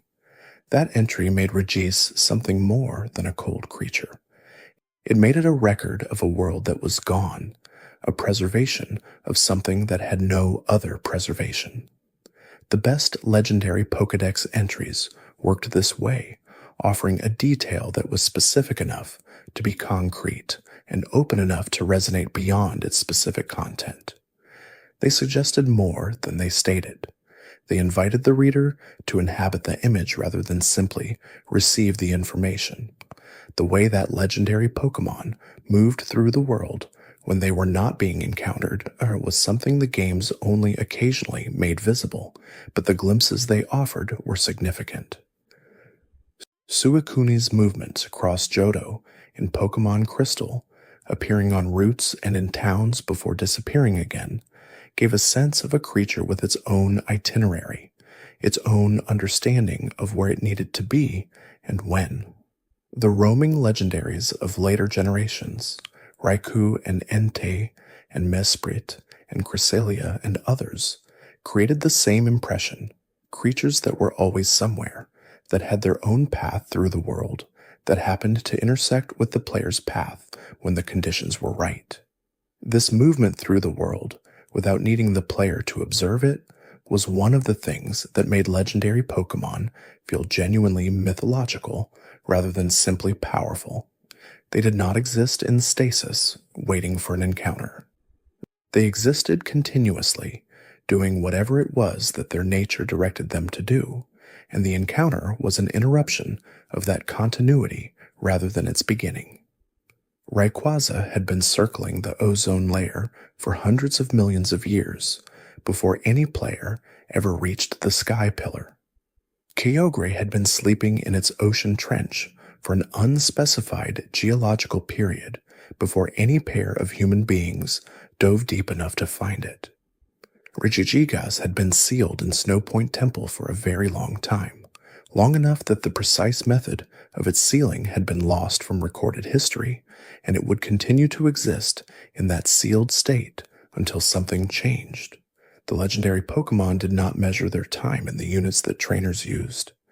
They measured it in geological events, in the spans between ice ages, in the lengths of conflicts that had no individual human beings on either side. This was part of what their scale meant, not just power, but duration, a relationship to time that was entirely different from anything a human being or an ordinary Pokémon could experience. And so the night continued in its own time, at its own pace, carrying these stories forward without urgency and without the need for any particular destination. The legendary Pokémon of every generation rested in whatever form of rest was appropriate to them. The caves were quiet. The ocean was deep. The ozone layer was exactly where it had always been, vast and transparent and uninhabited. Every finished journey through this material arrived at the same recognition that the legendary Pokémon were not primarily things to be known, but things to be in the presence of, and that being in their presence, even through the mediated form of Pokédex entries and game mythology and long narrations in the quiet hours, carried something of the quality of those creatures themselves, the gravity, the sense of prior existence, the feeling that you were briefly adjacent to something that had been adjacent to everything else. Something about the way legendary Pokémon appeared in battle was worth considering separately from everything else about them. When Articuno emerged from a Pokéball in a Pokémon Stadium match, the screen filled briefly with the image of the bird before it settled into its battle position, and there was something in that brief appearance that tried to communicate the scale of the creature, even within the constrained frame of competitive play. The battle music that accompanied legendary Pokémon encounters in the main series games worked similarly, carrying a weight that ordinary wild Pokémon battle music did not attempt. The encounters with Groudon and Kyogre in Ruby and Sapphire were accompanied by music that felt less like battle preparation and more like the sound of geological forces becoming audible. This attention to atmosphere in the legendary encounters extended to every detail of their introduction. The camera angle, when the technology allowed for it, tilted or rotated to emphasize scale.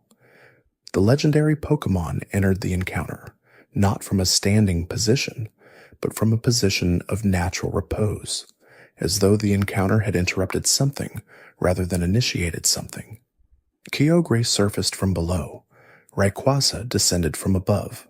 The golems simply became active within their chambers, their sealed state ending in a way that felt less like waking and more like a slow return of attention to the present moment. These design choices thus accumulated over the many hours of approach that preceded each encounter, the dungeon or the mountain or the cave or the ocean depth that a player had to traverse before arriving. And they reinforced something that the legendary mythology communicated through story, which was that these creatures existed in their own time and their own space, and the encounter was always a matter of the player's world briefly intersecting with theirs, rather than the reverse. The relationship between legendary Pokémon and the competitive battling community was an interesting one to consider, because it represented such a different kind of engagement with these creatures than the one the mythology invited. In competitive play, Kyogre was not the ancient force that had expanded the seas before recorded history. It was a water type with a specific stat spread and a very powerful weather-setting ability, whose presence on a team could anchor an entire strategy. Rayquaza was not the guardian of the sky that had been alive since before humanity. It was a dragon-flying type with an extraordinary attack stat and the unique ability to Mega Evolve without a Mega Stone, and whether you should use Draco Meteor or Dragon Ascent was a genuine tactical question. This displacement from mythology into mechanics was not a diminishment, but a different kind of engagement, one that found its own value in understanding exactly what a creature could do rather than what it had been before it could do anything in a battle context. The competitive community knew Groudon's base stat total and the exact implications of Desolate Land for fire-type moves in a way that had nothing to do with the creature's role in the geological formation of land masses. Both kinds of knowledge were genuine. Neither one replaced the other. The legendary Pokémon that became genuinely dominant in competitive play, the ones that had to be banned from formats or restricted to separate legendary-only tiers, were the ones where the gap between mythological significance and competitive power aligned most completely. Rayquaza's Mega Evolution, Zacian in its crowned sword form, the primal reversions of Kyogre and Groudon. These were creatures whose competitive dominance felt narratively appropriate because the mythology had already established them as world-altering forces, and the mechanics simply reflected that scale in the limited language of numbers and type matchups and speed tiers. The way that legendary Pokémon interacted with each other across the mythology was one of the richest veins in the series' world-building, and it was a vein that the games mined carefully over many generations. Kyogre and Groudon fought. Rayquaza ended the fight. Dialga and Palkia and Giratina were three aspects of a single creative act. Xerneas and Yveltal maintained each other through opposition. The Weather Trio and the Creation Trio were distinct, but both existed within a universe that Arceus had made, which meant they all existed in relationship to the same originating act. These relationships across legendary groups gave the mythology of Pokémon a coherence that was unusual for a franchise that had added new creatures steadily across many years. It was not uncommon for long-running franchises to accumulate inconsistencies as they grew, moments where a new addition contradicted something established earlier. The legendary mythology of Pokémon managed this with considerable skill, adding new groups and new creatures in ways that generally extended rather than contradicted what had come before. Necrozma's injury at the hands of the inhabitants of Ultra Megalopolis added a historical trauma to a creature that could otherwise have simply been a powerful boss. The Creation Trio's origin in Arceus meant that their enormous power existed within a framework, rather than simply floating free of any context. The legendary beast's origin in the fire of the burned tower meant that their power came from something that had happened to ordinary Pokémon, not from some separate category of being, which made them at once grander and more accessible. The idea of Pokémon mythology was worth pausing on. Mythology, in the general sense, was a body of stories that a culture used to make sense of forces too large and too fundamental to understand through ordinary observation. Creation myths made sense of why the world existed. Weather myths made sense of why storms arrived. Agricultural myths most made sense of why crops grew in some seasons and not others. Underworld myths made sense of what happened to people after they died. Legendary Pokémon mythology served all of these functions within its fictional context. It made sense of why the sea existed and why the land existed through Kyogre and Groudon. It made sense of why time passed and why space had extent through Dialga and Palkia. It made sense of why there were seasons and why weather changed through the legendary birds. It made sense of where life came from and what happened at its end through Xerneas and Yveltal, through Ho-Oh's resurrection, through Mew's role as genetic ancestor. This completeness was one of the things that made the legendary mythology feel satisfying rather than arbitrary. It was not a collection of powerful creatures assembled without regard for what they collectively expressed. It was a cosmology, a story of the world that explained the world through figures large enough to have made it. The fact that this cosmology had been assembled across many years and many creative teams and many generations of games rather than conceived all at once made it more impressive, not less, because it meant that the coherence was something that had been maintained deliberately through many successive creative decisions. The Pokémon that existed in the gray area between legendary and mythical were interesting to consider. Phione was the clearest example, a creature so minor in most players' experience that it had become something of a running joke in discussions of legendary status, yet officially classified in ways that put it alongside creatures of enormous mythological weight. Type. Null and Silvally occupied a different kind of gray area, created by human technology to serve a specific function, categorized as legendary in some contexts, yet feeling entirely different in narrative texture from Ho-Oh or Arceus. This blurriness at the edges of the legendary category was not a failure of classification. It reflected the genuine complexity of what the category was trying to describe.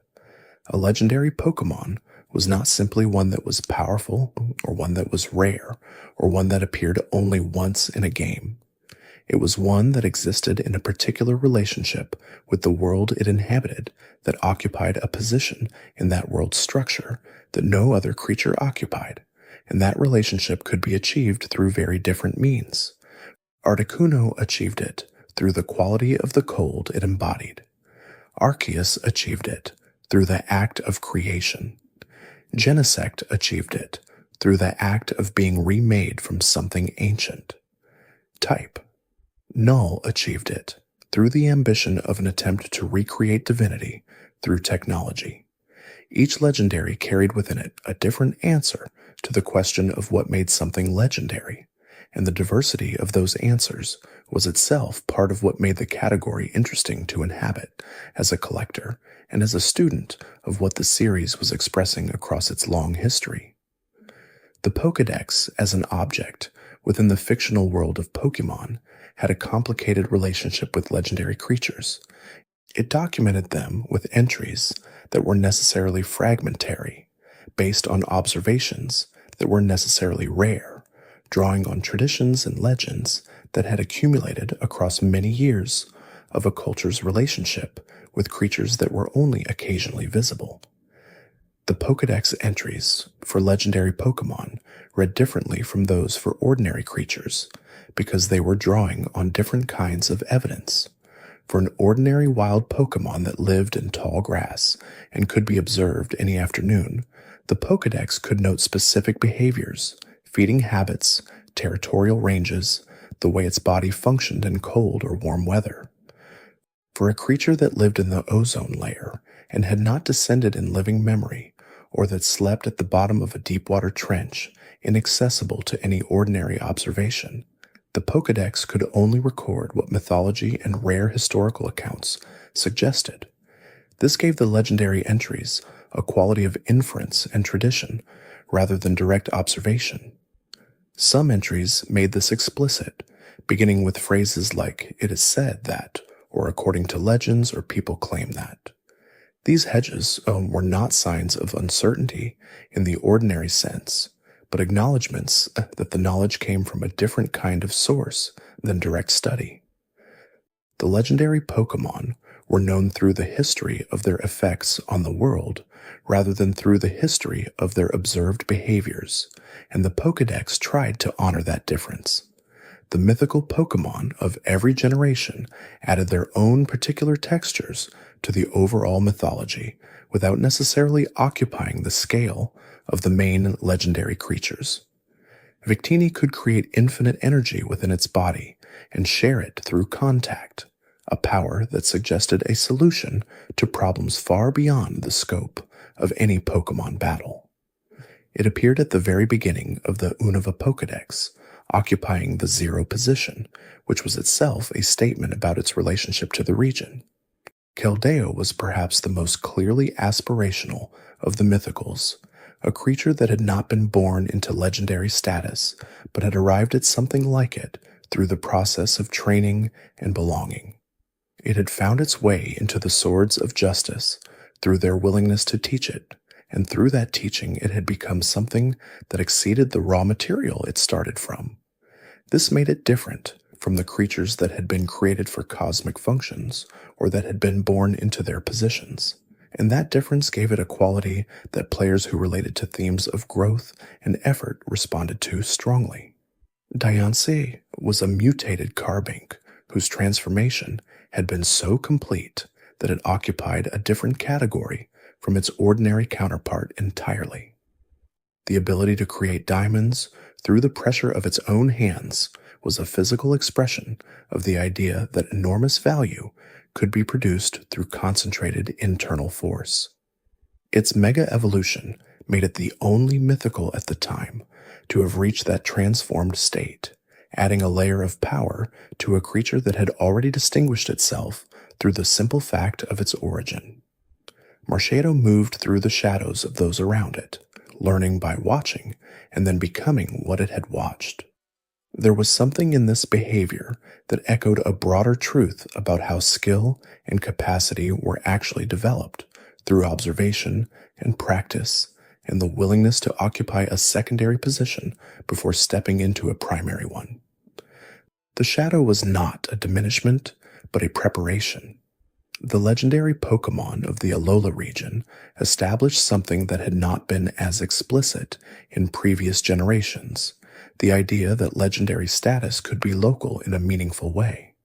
The Tapu Quartet were guardians of specific islands, connected to the specific cultural traditions of those islands, drawing power from those specific landscapes. They were not universal forces, like Arceus, or geological titans like Kyogre. They were the protectors of 4 specific places, and their significance was inseparable from those places in a way that made them simultaneously more intimate and more specific than most earlier legendary Pokémon. This localness was an interesting quality because it suggested that legendary significance did not require universal scope. A creature could be genuinely mythological in its relationships to a specific place and a specific people without needing to operate at the scale of weather systems or geological epochs. The Tapu Quartet were, in this sense, a different model of what legendary Pokémon could be, one that reflected a different cultural approach to the relationship between sacred creatures and the landscapes they inhabited. Tapu Koko's fickleness, Tapu Lele's cruelty, Tapu Bulu's violence when provoked, Tapu Fini's disgust with human history, these were not simple character flaws. They were expressions of the nature of the things these creatures embodied. The Hawaiian gods they drew from were not uniformly benevolent. They were powers that could help or harm depending on circumstances, that had their own preferences and their own standards for what deserved their aid. The Tapu Quartet reflected this complexity, and in doing so offered a more nuanced model of what it meant for a legendary Pokémon to be a protector than the more straightforwardly benevolent guardians of earlier generations. There was a particular quality to the silence that surrounded legendary Pokémon encounter locations that was worth spending time with before the narration reached its conclusion. It was not the absence of sound that characterized these places, because many of them had ambient sounds, the drip of water in a cave, the wind across a high summit, the distant sound of ocean against rock. It was a quality of the silence between the sounds, the sense that nothing was rushing, that everything in that particular space had already been in that space for a very long time and expected to continue being there. The seafloor cavern had this quality, a place so deep and so far from ordinary access that arriving there felt like an achievement rather than simply a location reached. The Chamber of Legends in Alola had it, a space that the Tapu Quartet seemed to have inhabited so thoroughly that the stone itself had taken on something of their nature. The ruined shrines of the Treasures of Ruin in Paldea had it in a different key, a silence that felt less peaceful than weighted, pressed down by the history of what had been sealed within them. These locations were doing something that ordinary game environments did not always attempt, which was creating a sense that a specific place had been shaped by the presence of something extraordinary, that the extraordinary thing had changed the place simply by being there long enough.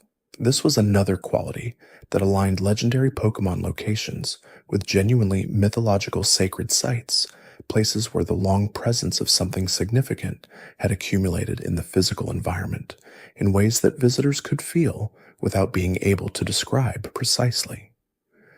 The Sinnoh region's approach to legendary Pokémon mythology deserved a final return because it remained the fullest expression of what the concept of legendary Pokémon could achieve within the constraints of a video game format.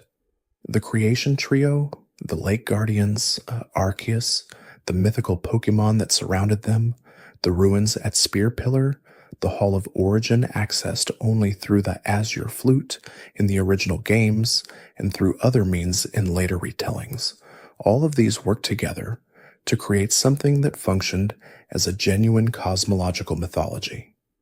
The mythology was not simply powerful, it was organized. It had an internal logic that moved from the creation of the universe through the differentiation of its fundamental properties, through the establishment of consciousness in living beings, and all the way to the ordinary world of trainers and gym leaders in the Pokémon League, with legendary creatures at each stage of that organization. Arceus made time and space and antimatter. Time and space and antimatter made a world. The Lake Guardians gave that world consciousness. The other legendary Pokémon of Sinnoh added texture and complexity to the world that had been made. This organization was visible in the geography of the Sinnoh region itself, with Mount, Coronet at its center, Spear Pillar at the summit of that mountain, the Hall of Origin above that summit, and the lakes of the three guardians arranged around the landscape at significant distances from the center. The region had been built around its legendary mythology in a way that made the geography feel like an expression of the cosmology rather than simply a setting for it. The idea of a legendary Pokémon being sealed away appeared so many times across so many different generations that it was worth considering what the act of sealing actually represented within the mythology. It was not simply a way to explain why the creature was rare or difficult to find.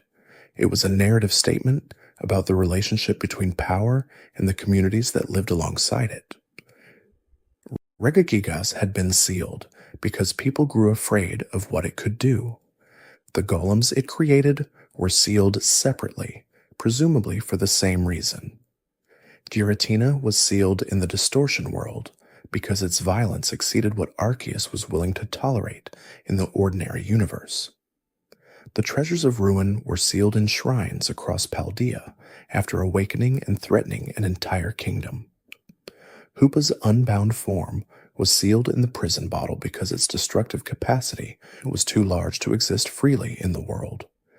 The legendary beasts, in a sense, were sealed within their own grief until Ho-Oh gave them a new form, though that was a different kind of transformation than what the others experienced. The sealing was always done by someone who understood the power well enough to be afraid of it, and the sealing was always temporary in the sense that a player could undo it, could arrive with the right items or the right knowledge and find the creature waiting on the other side of whatever barrier had been constructed. The permanence of the seal was always conditional on no one caring enough to find the way through. This created an interesting dynamic in the encounter itself. The player who undid the seal of a legendary Pokémon was, within the logic of the world, someone who had chosen to bring a sealed power back into the world. Sometimes this was clearly the right choice, Regigigas being restored to help pull continents, Giratina being encountered because the world needed its intervention. Sometimes the framing was more neutral, the golem encountered in a remote chamber, the player simply finding a door and walking through it. But the sealing itself was always a reminder that someone before the player had made a different calculation, had decided that the power was better contained than active, and that their reasoning had not simply dissolved over time. The question of what justified that original sealing was one the games rarely answered directly. The mechanisms were documented in some cases, but the reasoning, the conversations and decisions that had led to the choice of containment over coexistence were usually left to inference. What had the people who sealed Regirock seen it do that made them afraid of it? What had Regis been doing in the centuries before it was sealed that had made its presence feel like a threat? The mythology was quieter about motivation than it was about consequence. This quietness was appropriate. The legendary Pokémon existed on a timescale where the specific events of their sealing would have been separated from the player's encounter by so many generations that the original witnesses were long gone. What remained was the structure, the chamber, the braille inscription, the statue, the shrine, the bottle. The reasoning behind the structure had faded into the broader category of things people did when they encountered power they could not fully manage. The weather in Pokémon games had always had a relationship with the legendary Pokémon that governed it, one that was easy to take for granted, but that revealed something interesting when examined. In ordinary weather conditions in the games, weather was simply a mechanic, something that affected move types and abilities, and that changed on a simple cycle. But the weather that legendary Pokémon brought with them was different in kind, not cyclical, but absolute, a condition of their presence that overrode everything else. Gruden's drought did not create sunny weather in the way that the weather mechanic created sunny weather. It created the intense sunlight of a world in which a land-expanding titan had arrived and was doing what it did when it was fully present. The sun was more powerful, the fire was more powerful, the water failed to function in its ordinary way because the conditions were fundamentally different from ordinary sun. Kyogre's drizzle worked the same way. The rain was not weather, but a consequence of the ocean itself arriving in the form of a creature. Rayquaza's airlock, which neutralized these effects, was a statement about the sky's authority over both of them. The air itself, the domain of the dragon that had lived in the ozone layer for hundreds of millions of years, did not need to produce any particular weather to override the weather that the sea and the land were generating. It simply needed to be present. Its presence was sufficient to return conditions to something neutral, something that neither the ocean nor the continent had shaped. This was a remarkably elegant way to express a mythological relationship through a game mechanic. The story of the three creatures, the sea that expanded, the land that expanded, the sky that kept peace between them, was not separate from the gameplay. It was embedded in it, visible in the way the abilities interacted, legible to players who understood the mechanics, even without knowing the mythology. The Hoenn Weather Trio was not the only place where legendary Pokémon mythology found expression in game mechanics. The Lake Guardians of Sinnoh affected the Pokémon that a player could find by altering the conditions of the games in subtle ways. The Creation Trio governed the passage of turns in battle, the movement through space between locations, in ways that were more thematic than mechanical, but that still created a coherent expression of what these creatures were said to do. Necrozma's ability, Prism Armor, reduced the damage from super effective hits, which could be read as the light it carried absorbing incoming force before it could fully reach the body beneath. Zygarde's power constructibility was one of the most direct translations of mythology into mechanics in the entire series.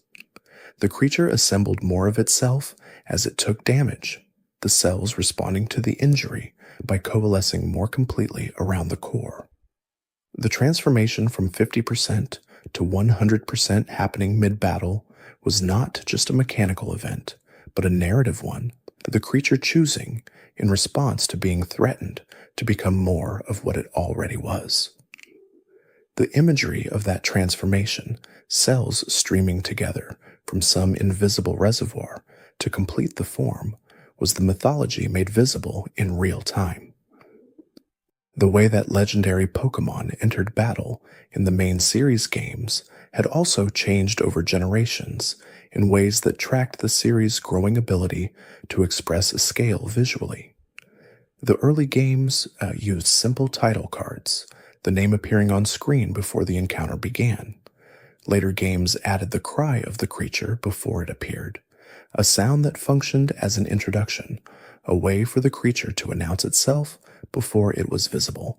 Still later games added animations, the legendary Pokémon shown in motion before the battle began, approaching from above or rising from below, or simply becoming present in a space that had previously seemed empty.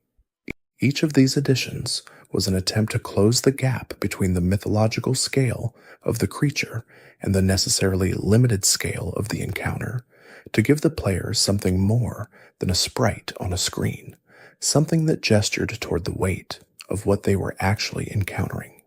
The sound design of legendary Pokémon encounters deserved its own consideration, separate from the music. The cries of legendary Pokémon were among the most carefully constructed audio in the series, each one attempting to communicate something about the nature of the creature through sound alone. The cry of Lugia was long and mournful, suggesting depth and resonance, something that came from below the surface of the water. The cry of Ho-Oh was bright and rising, something that moved upward rather than settling.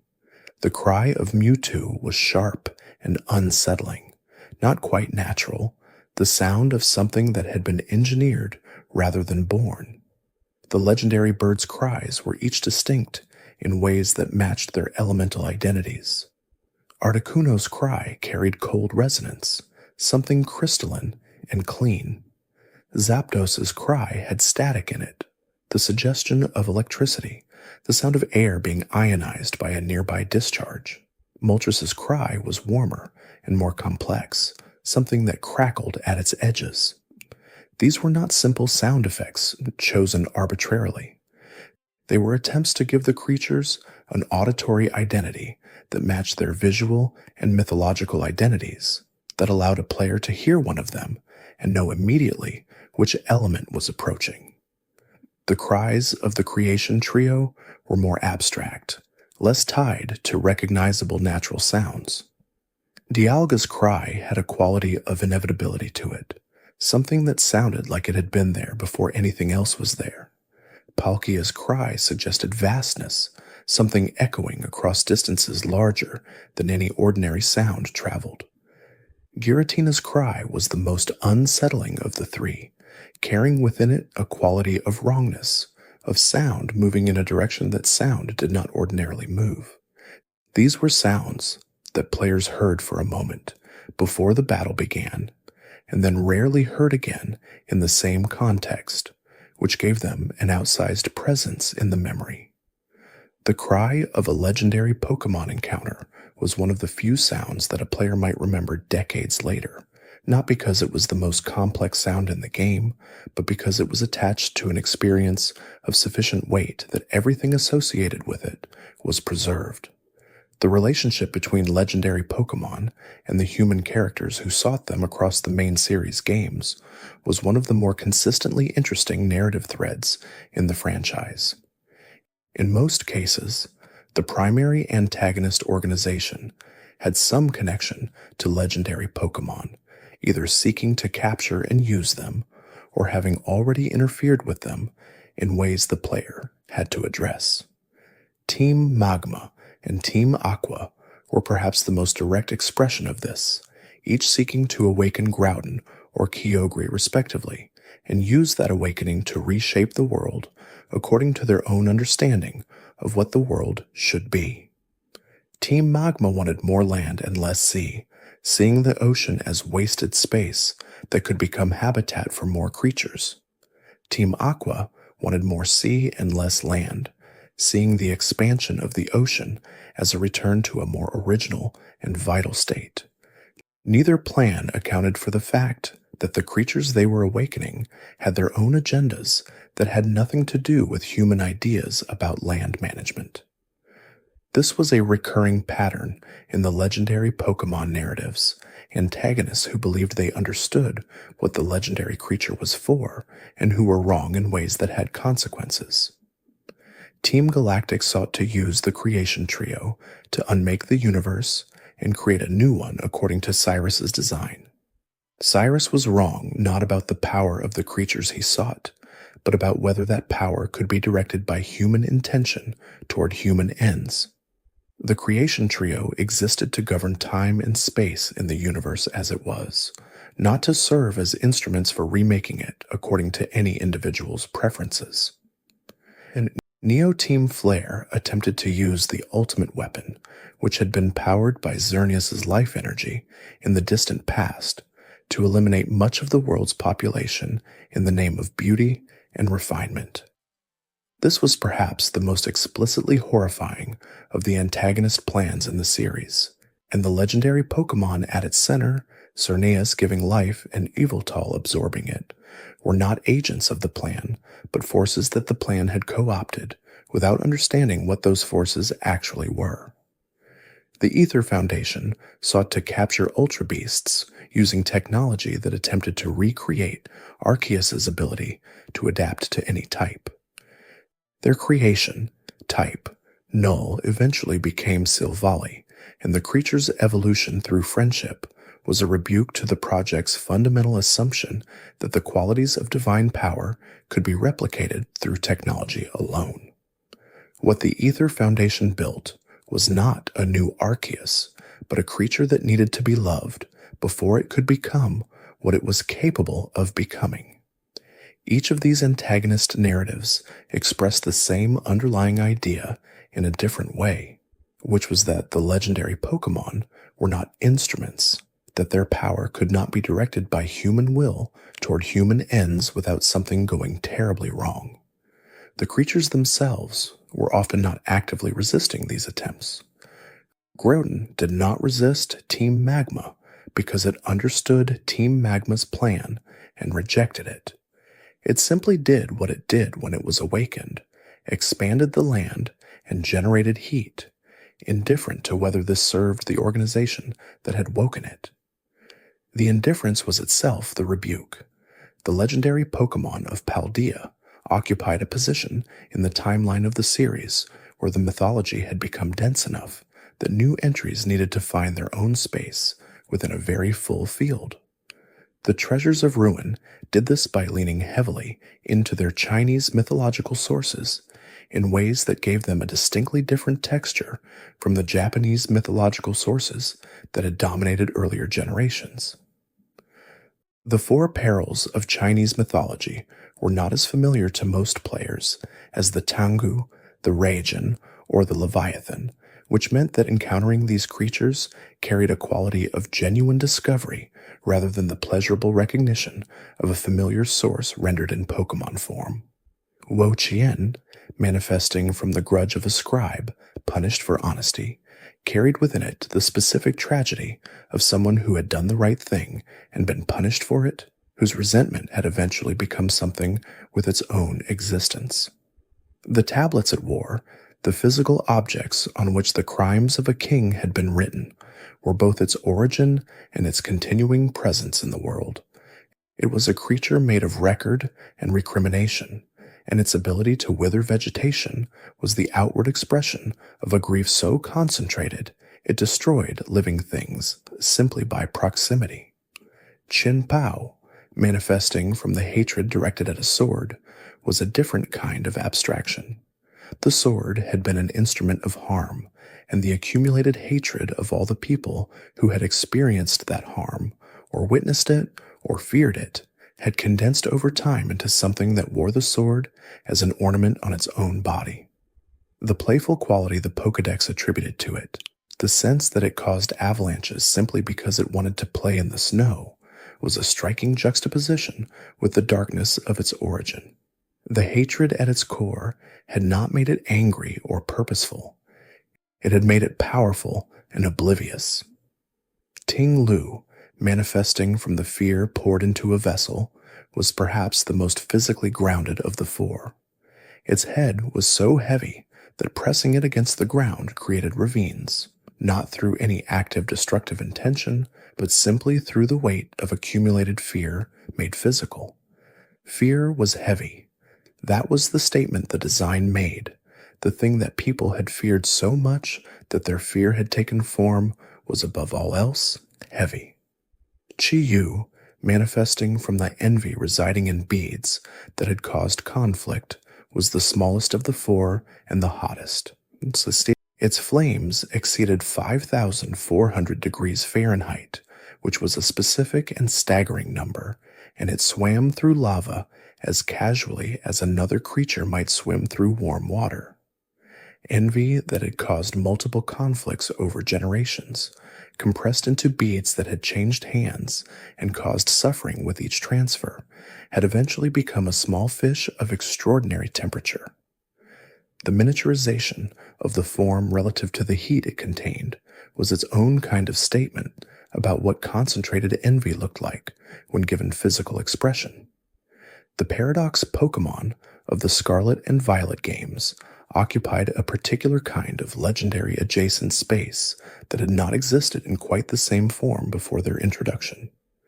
These were ancient ancestors and possible future evolutions of ordinary Pokémon encountered in the great crater of Paldea, their existence implying a time depth in the world's history that most Pokémon games gestured at but rarely made concrete. The past Paradox forms were simultaneously familiar and alien, recognizable as relatives of creatures the player might have trained for years, and yet deeply different in ways that felt evolutionary rather than simply aesthetic. Brute Bonnet was a past version of Amoonguss, and something about seeing that relationship made Amoonguss feel simultaneously more ordinary and more connected to deep time than it had been before. The Paradox Pokémon were not legendary in the formal sense that the Pokédex classified them, but they occupied legendary territory in the sense of representing forces and periods of time that were beyond ordinary experience. Great Tusk and Iron Treads, past and future versions of Donphan, Roaring Moon and Iron Valiant, past and future versions of Salamence and Gardevoir. Each pairing expressed a theory about what evolution looked like when reversed or accelerated by extraordinary amounts of time. The ancient forms were larger and more purely physical, muscle and bone and appetite. The future forms were mechanical and efficient, the organic having been rationalized over millennia into something that maximized function. This tension between the organic past and the mechanical future was itself a kind of mythological statement, one that fit the Scarlet and Violet games' broader themes of what it meant to look backward toward origins versus forward toward possibilities. The legendary Pokémon Koraidon and Miraidon were the central expressions of this tension, each one embodying a different relationship to time, one rooted in the prehistoric and one projecting into the possible. The concept of regional forms for legendary Pokémon introduced a different kind of complexity than either mythology or mechanics alone could have generated. The Galarian forms of the legendary birds were not simply aesthetic variants. They were expressions of a different cultural and ecological context, producing different expressions of the same underlying power. Galarian Articuno no longer dealt in physical cold, but in psychic cold, a freezing of thought rather than of air and water. This shift from elemental to mental was a statement about what happened to the concept of ice when it was processed through a culture that related to it differently than Kanto did. The Galar region's relationship with Articuno's cold was apparently more psychological than physical, the cold as a quality of mind rather than a quality of weather. Galarian Zapdos traded its relationship with electricity for its relationship with physical force, moving from lightning to muscle, from the sky to the ground. The Roadrunner inspiration gave it a completely different ecological niche than its Cantonian counterpart, and the decision to make it primarily a ground-level creature, despite being a legendary bird, was a bold one that paid off in the distinctiveness of the design. The creature that represented summer's thunder in Kanto represented raw physical dominance in Galar, which said something about the different cultural contexts in which those same forces were understood. Galarian Moltres was the most philosophically interesting of the three regional variants. Where the original Moltres dealt in fire that renewed and healed, that could dip into lava and emerge regenerated, the Galarian form dealt in fire that was explicitly described as sinister, that left those it touched as burned-out husks of their former selves. This was fire not as the creative force of spring's return, but as the destructive force of spiritual exhaustion. The same elemental concept, expressed through a different cultural relationship with what fire meant and what it did, producing something that felt entirely different, despite sharing a name and a silhouette. The regional forms of the legendary birds suggested a broader idea that any of the legendary Pokémon, given enough time in a different cultural and ecological context, might have developed differently. The forces they embodied were universal, cold, and lightning and fire, but the forms those forces took in living creatures were shaped by the worlds those creatures inhabited. The birds of Kanto were shaped by Kanto. The birds of Galar were shaped by Galar. The forces themselves were older than any region and would persist after any region had changed beyond recognition. The legendary Pokémon of each generation also carried within them something about the era in which they had been designed, the cultural moment of their creation, leaving traces in the choices that had been made. The Generation 1 legendaries were shaped by an era of game design that valued clarity and directness, where the most powerful thing in the game needed to be recognizable as the most powerful thing without elaborate mythology to establish that status. The Generation 2 legendaries were shaped by an era that had begun to think about what games could be as emotional experiences, where the mythology of the beast's resurrection could be a genuine narrative beat rather than simply flavor text. The Generation 3 legendaries were shaped by an era of ecological concern, where the conflict between the sea and the land was not just mythological, but carried contemporary resonance about the relationship between human beings and the natural world. The Generation 4 legendaries were shaped by an era of cosmological ambition in game design, where the universe itself could be the stakes of a story, and where a game could attempt to build a mythology at that scale without it feeling grandiose or overreaching. The Generation 5 legendaries were shaped by an era of renewed interest in narrative and meaning, where truth and ideals were not just abstract concepts, but names that legendary creatures carried, where the mythology was explicitly philosophical in a way that earlier generations had been only implicitly.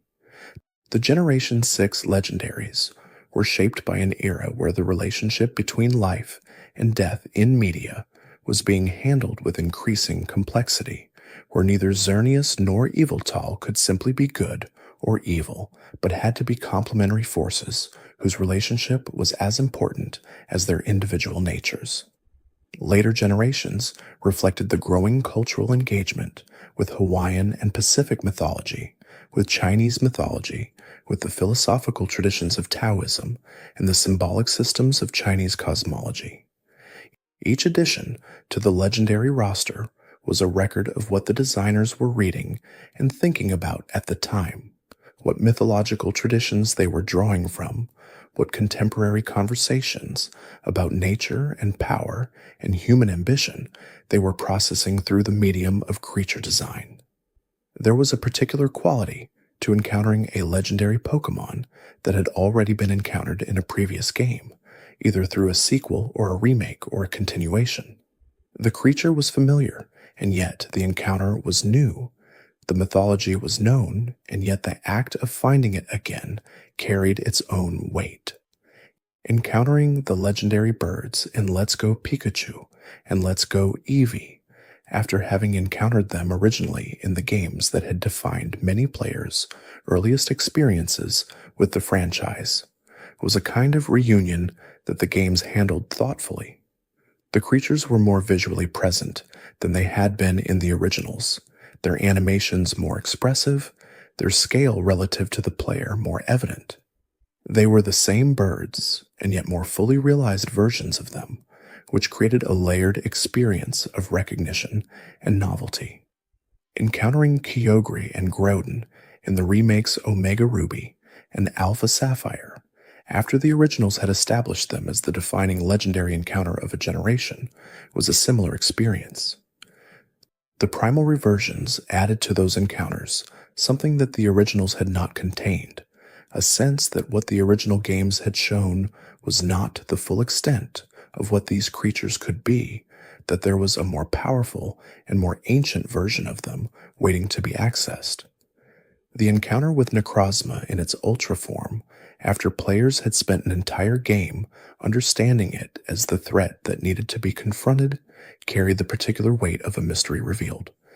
Everything that had been implied about Necrozma's nature, its pain, its lost wholeness, its desperate search for the light it had been permanently deprived of, became fully visible in that final encounter, and the mythology that the game had been building became the frame within which the battle was understood.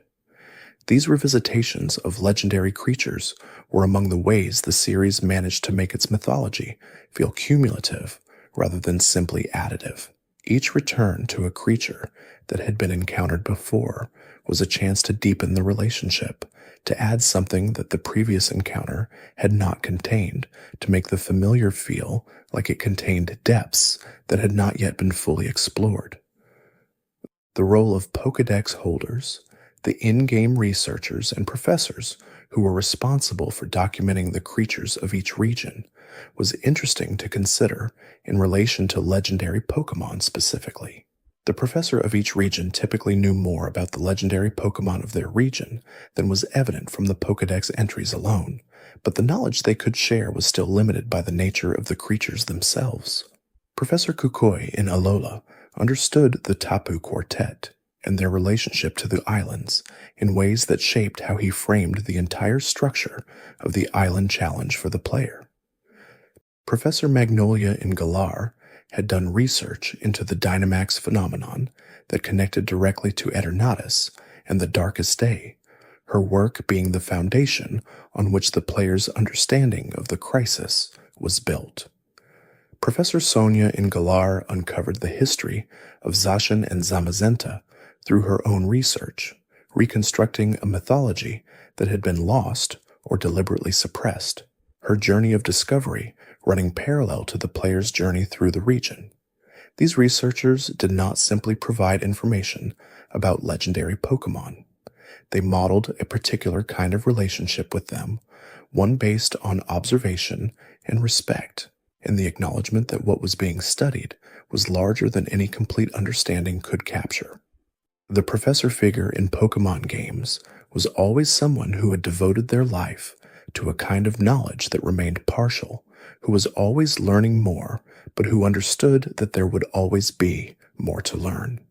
In relation to legendary Pokémon specifically, this partiality was not a failure, but an appropriate humility before things that had been in the world longer than any research program, and that would continue to be in the world after any research program had ended. The legendary Pokémon of every generation shared one quality that crossed all the differences of type and mythology and design era, which was that they were consistently treated with a seriousness of purpose that distinguished them from other content in the games. The designers clearly understood that players came to legendary Pokemon encounters with heightened attention and heightened expectation, and they consistently met that attention with content that justified it. The effort involved in reaching most legendary Pokemon was itself a form of respect for the creature waiting at the end. The puzzles that needed to be solved, the caves that needed to be navigated, the mountains that needed to be climbed, all of these were not simply gatekeeping mechanics that kept the creature out of reach until the player was ready. They were experiences that prepared the player's attention for the encounter, that shifted the mental state from the relaxed engagement of ordinary exploration to something more focused, more alert, more aware of what was approaching. This preparation was something that players often remembered as part of the encounter itself. The experience of approaching Lugia in the Whirl Islands was inseparable from the maze of connected caves and rising water levels that preceded it. The experience of approaching Mewtwo in Cerulean Cave was inseparable from the winding passages and high-level wild Pokémon that occupied the cave alongside it.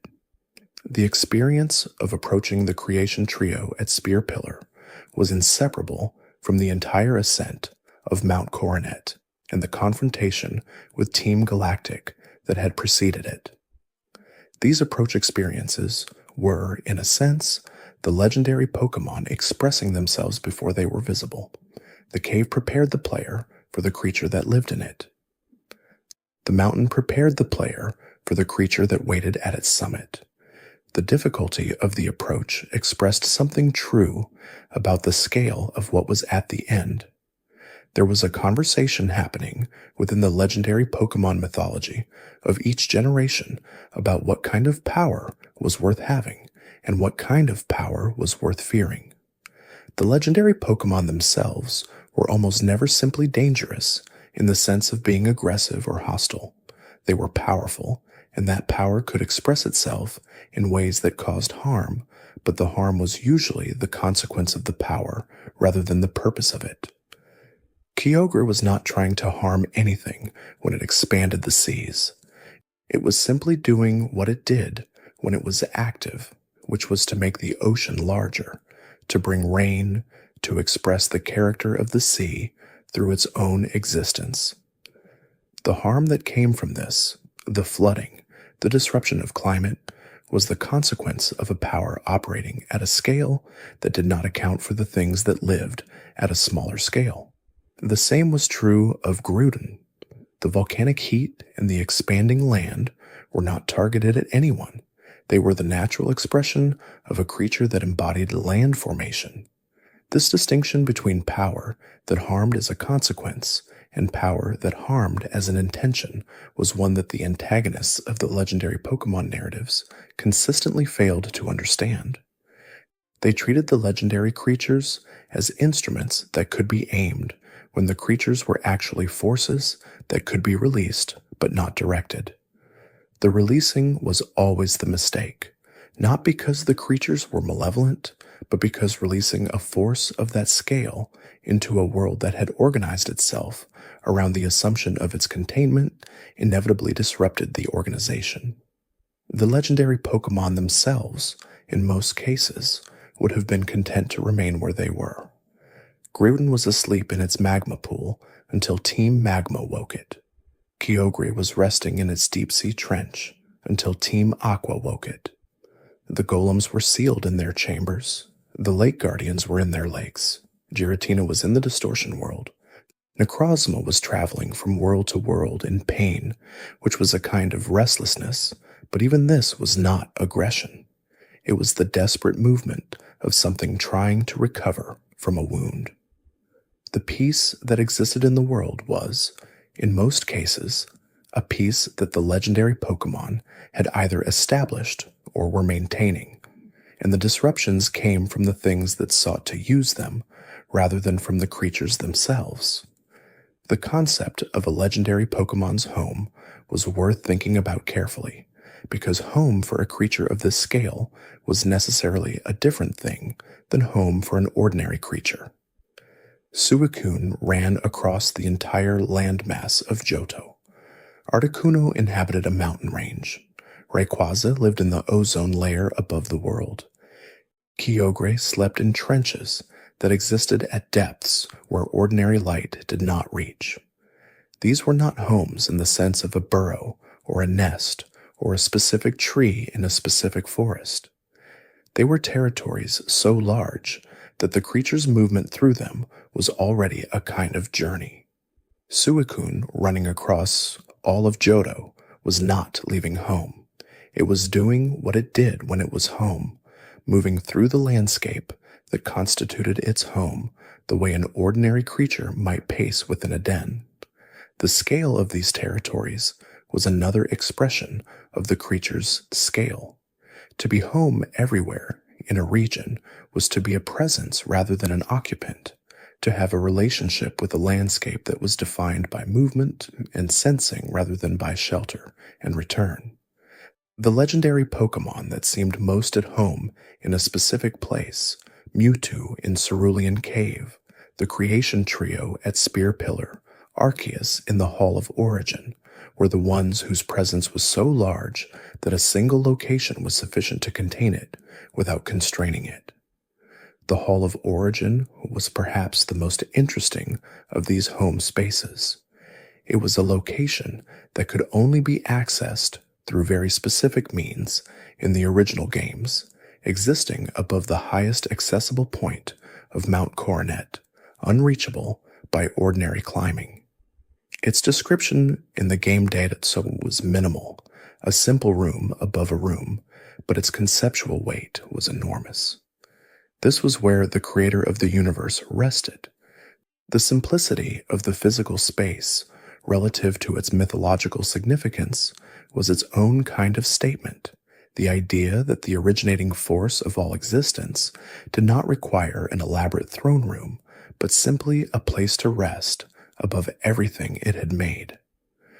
The relationship between legendary Pokémon and ordinary Pokémon was usually left implicit in the main series games, but the few moments where it was made explicit were illuminating. The legendary beasts, being resurrected ordinary Pokémon, had the most direct connection to the ordinary Pokémon population, their legendary status a consequence of what had happened to them rather than an intrinsic quality of what they had always been.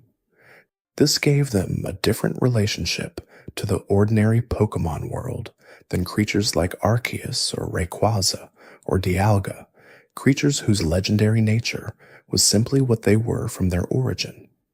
Cosmog was described as the child of the stars, a creature from another world, which placed it outside the ordinary evolutionary frameworks that most Pokémon existed within. Its evolution into Cosmoem and then into Solgaleo or Lunala was not the ordinary process of a creature growing and changing through experience. It was a transformation that seemed to draw on resources from outside the ordinary world, on starlight and cosmic dust, on energies that ordinary grass and water and sunlight did not contain. Type. Null's origin as an attempt to recreate the qualities of Arceus placed it at the most explicitly constructed end of the legendary spectrum, a creature whose legendary adjacent status was the result of technological ambition rather than cosmic appointment. Its evolution into Silvally through friendship placed it back in the territory of the ordinary in some sense, because friendship was the most ordinary and most personal of the evolutionary triggers. The most technologically advanced attempted creation in the history of the Pokémon world turned out to need the same thing that a baby Pokémon in a trainer's first party needed, which was to be cared for. This was not a coincidence. The games were making a statement about what made something worthy of being more than ordinary, and the statement was that neither power nor technology alone could produce it. What produced it was relationship, connection, the experience of being known and kept by something that chose to do so.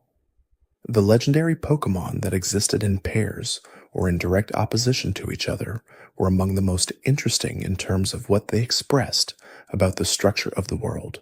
Ho-Oh and Lugia, Xerneas and Yveltal, Zekrom and Reshiram, Solgaleo and Lunala, Zacian and Zamazenta, Dialga and Palkia. Each pairing expressed a duality that the world of Pokémon found important enough to give legendary embodiment. Ho-Oh and Lugia were perhaps the most loosely paired, their connection established more by narrative circumstance than by explicit design as opposites. Ho-Oh was fire and earth and the resurrection of what had died. Lugia was sky and sea and the restraint of what was too powerful to be freely active. They were associated with the sky and the deep water respectively, with the gold and silver of the games they headlined, with the tower that burned and the whirlpool islands, where the guardian of the seas made its home. The pairing felt more complementary than oppositional, two guardians of different aspects of the same world. Xerneas and Yveltal were more explicitly designed as opposites, life and death, the X and the Y's, the giving and the taking. But even their opposition was not absolute. They maintained each other's equilibrium.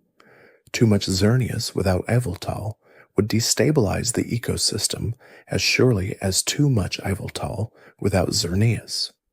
The opposition was a partnership, each one making the other necessary, each one creating the conditions that justified the other's existence. Zekrom and Reshiram were the most philosophically explicit pairing, truth and ideals, the two things that the brothers who founded Unovan had chosen between. They were not opposites in the sense of being negatives of each other. They were alternatives, different things that could both be valued and that had been valued differently by people who loved the same world. The tragedy of the single dragon splitting was not that truth and ideals were incompatible, but that the brothers had stopped being able to honor both simultaneously. Solgaleo and Lunala were the sun and the moon, but they were the sun and the moon of ultraspace as much as of the ordinary world, creatures whose habitats spanned dimensions rather than simply hemispheres. Their pairing was about light and darkness, but also about the particular quality of each, one that radiated and one that absorbed, one that was made of the light it generated and one that was made of the light it consumed. They could even produce new cosmog together in ways the games left unexplained but suggested, which made their pairing the most generative in the legendary mythology. Zacian and Zamazenta were the most directly complementary, sword and shield, offense and defense, the two qualities that any conflict required in balance. Their mutual relationship to the darkest day, 3,000 years before the games, was the foundation of their mythological significance, not their intrinsic natures, but the specific moment in which those natures had been expressed in defense of something worth protecting. The places where legendary Pokémon mythology acknowledged its own limitations were among the most interesting moments in the series. The Pokédex entries that said it is said, or according to legends, or people claim that. The NPCs who admitted they didn't know the full story. The researchers who acknowledged that what they had uncovered was incomplete. The professors who framed their own knowledge as partial and ongoing. These moments of acknowledged limitation were not failures of world building.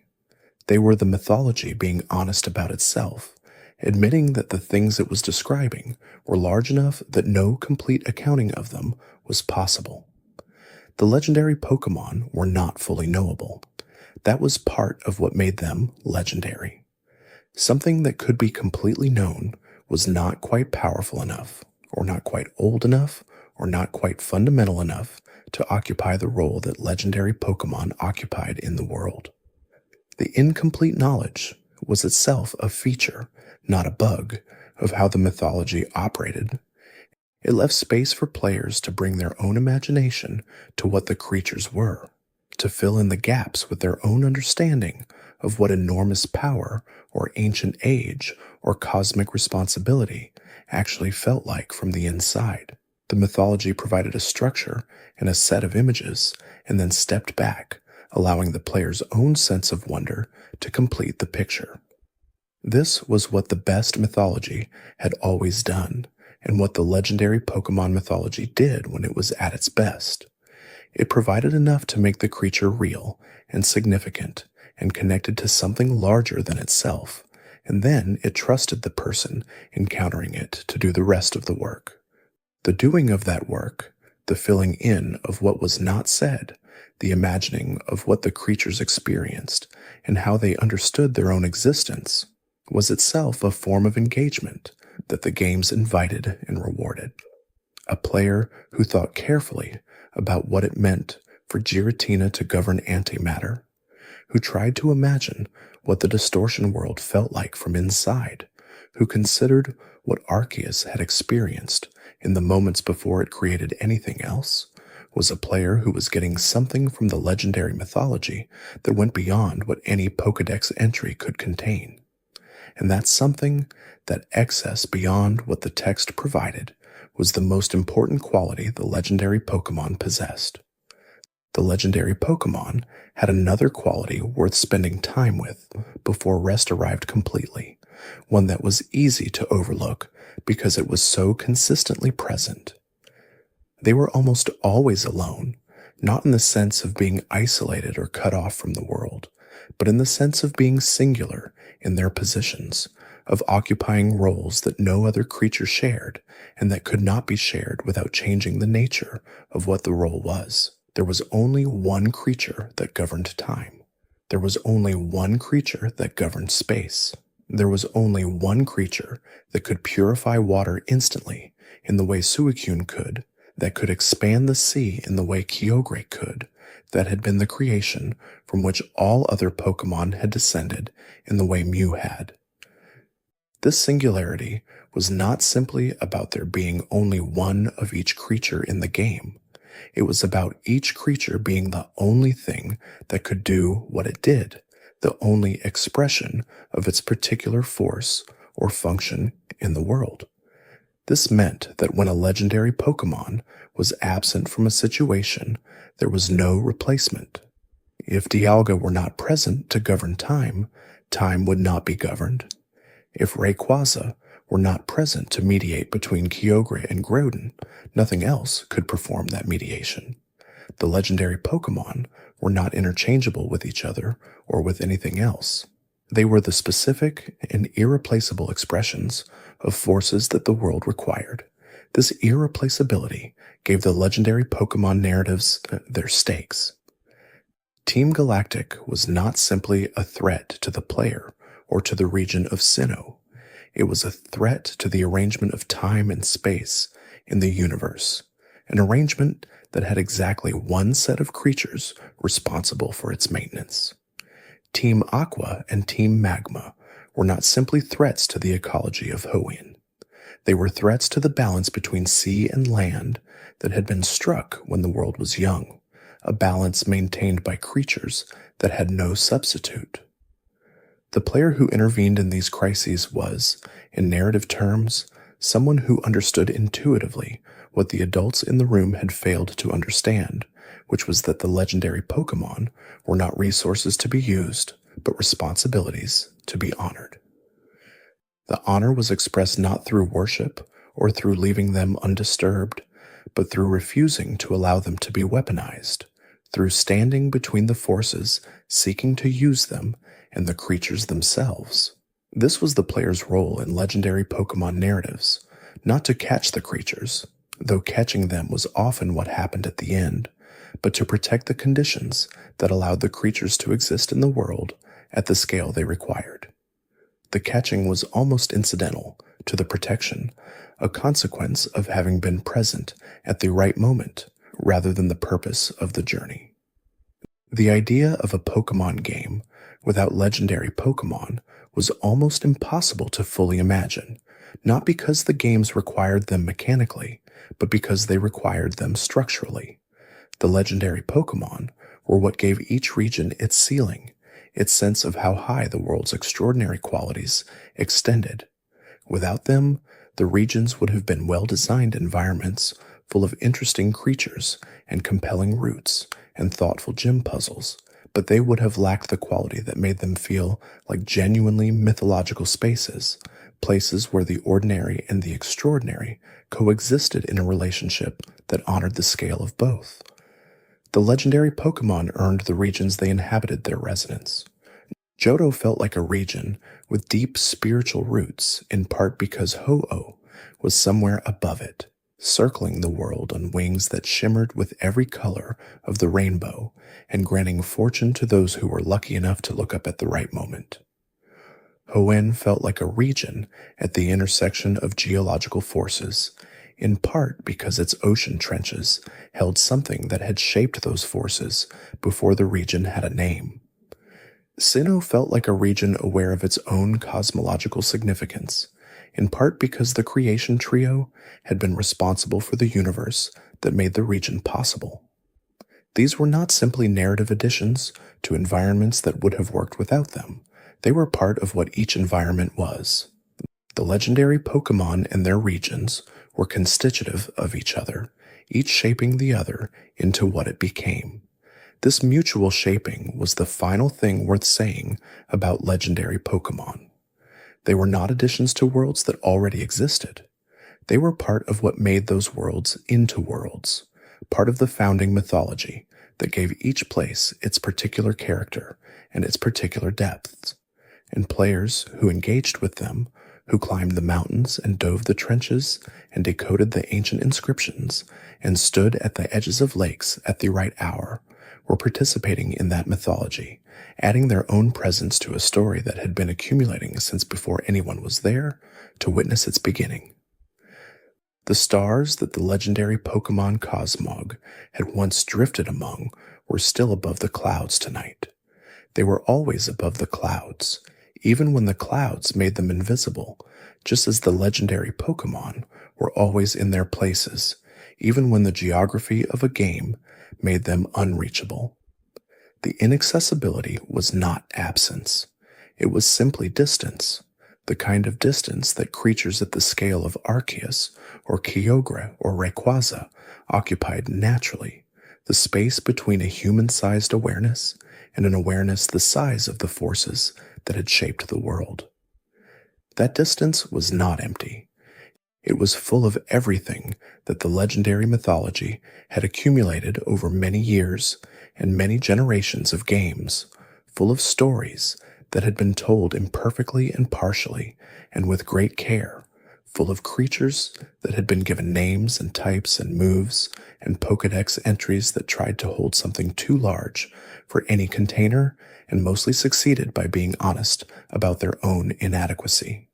The legendary Pokémon were still out there, some of them resting, some of them moving, some of them in forms of existence that had no ordinary analog, all of them continuing to be what they had always been, in the way that very old and very essential things continued. If you enjoyed drifting through these quiet moments, there is another video waiting on the left of your screen. Let it play while you rest. You might discover something gentle before sleep takes you.